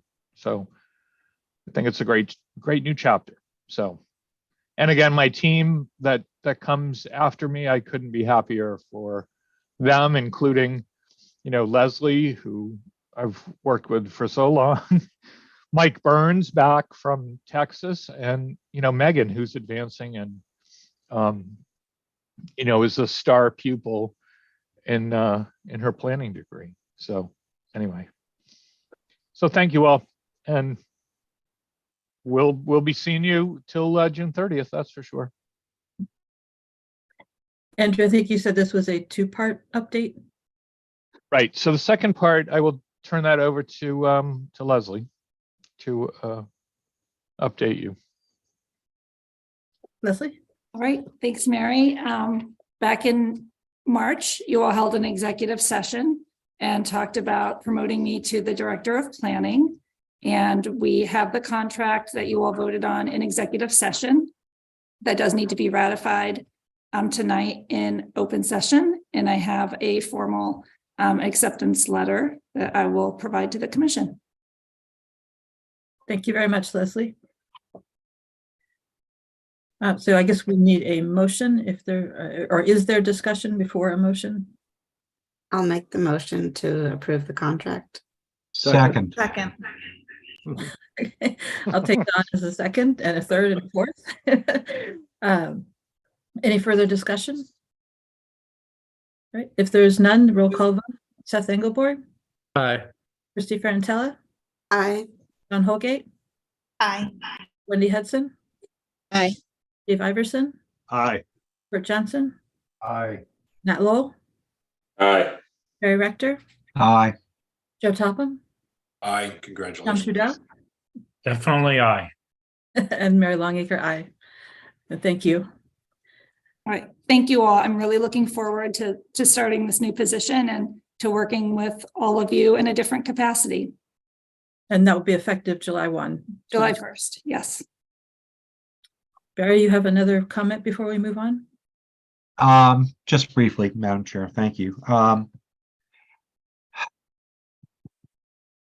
Leslie, I'm thrilled. You are a part of this. And I will say to you right now, I know the legacy that Andrew will leave behind with him is in incredibly good hands. So congratulations. I'm glad to be a part of this. Thank you, Barry. Okay. Andrew, that was everything, right? I don't want to cut you off. No, that's everything for now. Yep. So congratulations, my congratulations to Leslie as well, Mm-hmm. which she knows. And Megan. And to Megan. New deputy. Yep. Thank you, Andrew. Okay, so other committee updates and reports. Bert? No, never mind. Thought we were all done. I was gonna make a motion to adjourn. Not quite. We'll go to Wendy. Yes, from the Rural Policy Advisory Commission, I just wanted to let everybody know today the state announced finally that the position of, what do they call it exactly? The Director of Rural Affairs has been filled by Senator Ann Goby. She will be leaving her job as a senator to, I think she's a 5-term senator from Spencer, Mass. And she's taking on the newly created position of the Director of Rural Affairs, which is part of the Executive Office of Economic Development, which has been split from the housing. So that was a good news. Long time we've been advocating for somebody in that position. So Wendy, do you think that she will be available to speak to us at some point in the future? that's a good question. She doesn't start until, well, she starts June 5th, I guess. I will certainly ask. Thank you. And I know that we've had Linda Dunleavy, who's sort of our board chair. She came to Nantucket years ago, back when we used to meet in person, and you know, she's excellent. We would learn a ton just from her. So if in the absence of Senator Goby, we could certainly reach out to Linda Dunleavy again. Feels appropriate to do that again. So. Update from Joe. Thank you, Madam Chair. So the Nantucket area work group has sent out 625 postcards, basically from the first cut heading west, so that they will be able to go online and then fill out the survey. And so we're hoping that we'll have some information coming back soon. My family did get that postcard, so that was distributed, and I believe that most of them have filled it out. So I'm hoping to talk with Diane or Bill Greta soon to see how the numbers are coming along. So that is progressing. Thank you, Joe. Other updates? Seeing none, other business. So we will have a at-large membership, at-large member position cycling through, and letters of interest are due for that by June 16th at 4 p.m. That position would be appointed at our June 26th meeting and would start at our July meeting. If we do need another meeting between now and June 26th for any of the things that were brought up today, we will let you know. June 26th, the meeting is pushed back a week because June 19th is the Juneteenth holiday.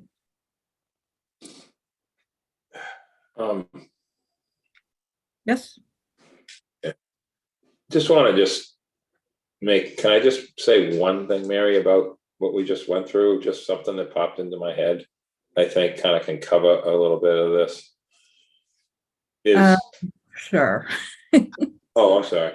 No, just want to say that this is an example of succession planning that has been going on without a consultant telling us how to do it or some special somebody. Kind of just happened organically. And I think that that is going to be the biggest thing that is going to be pretty obvious. And I think that's what we should be thankful for, and how this is all, materialized. That's Barry? all. Thank you. Thank you. Go to the order with a little bit of latitude here. Bert, was that your granddaughter we saw earlier? Yeah, she came in to see what all the noise was in here. I'm so proud of you, and hopefully you're going to keep her well versed in affordable housing and NP and EDC, because I love the fact that you're bringing future generations on board. Well, I'm trying to teach her to vote early and often. Big, just like Boston. That's beautiful. We needed to bring things up here a bit. But anyways, thank you all. All right, speaking of voting, Bert, would you like to make a motion to adjourn? I'd like to make a motion to adjourn, Madam Chairman. Do we have a second? Second. Thank you, Christy. Roll call vote, Seth Engelborg, Aye. Christy Ferrantella, Aye. Don Holgate, Aye. Wendy Hudson, Aye. Dave Iverson, Aye. Bert Johnson, Aye. Nat Lowell, Aye. Barry Rector, Aye. Joe Topham, Aye. John Trudell, Aye.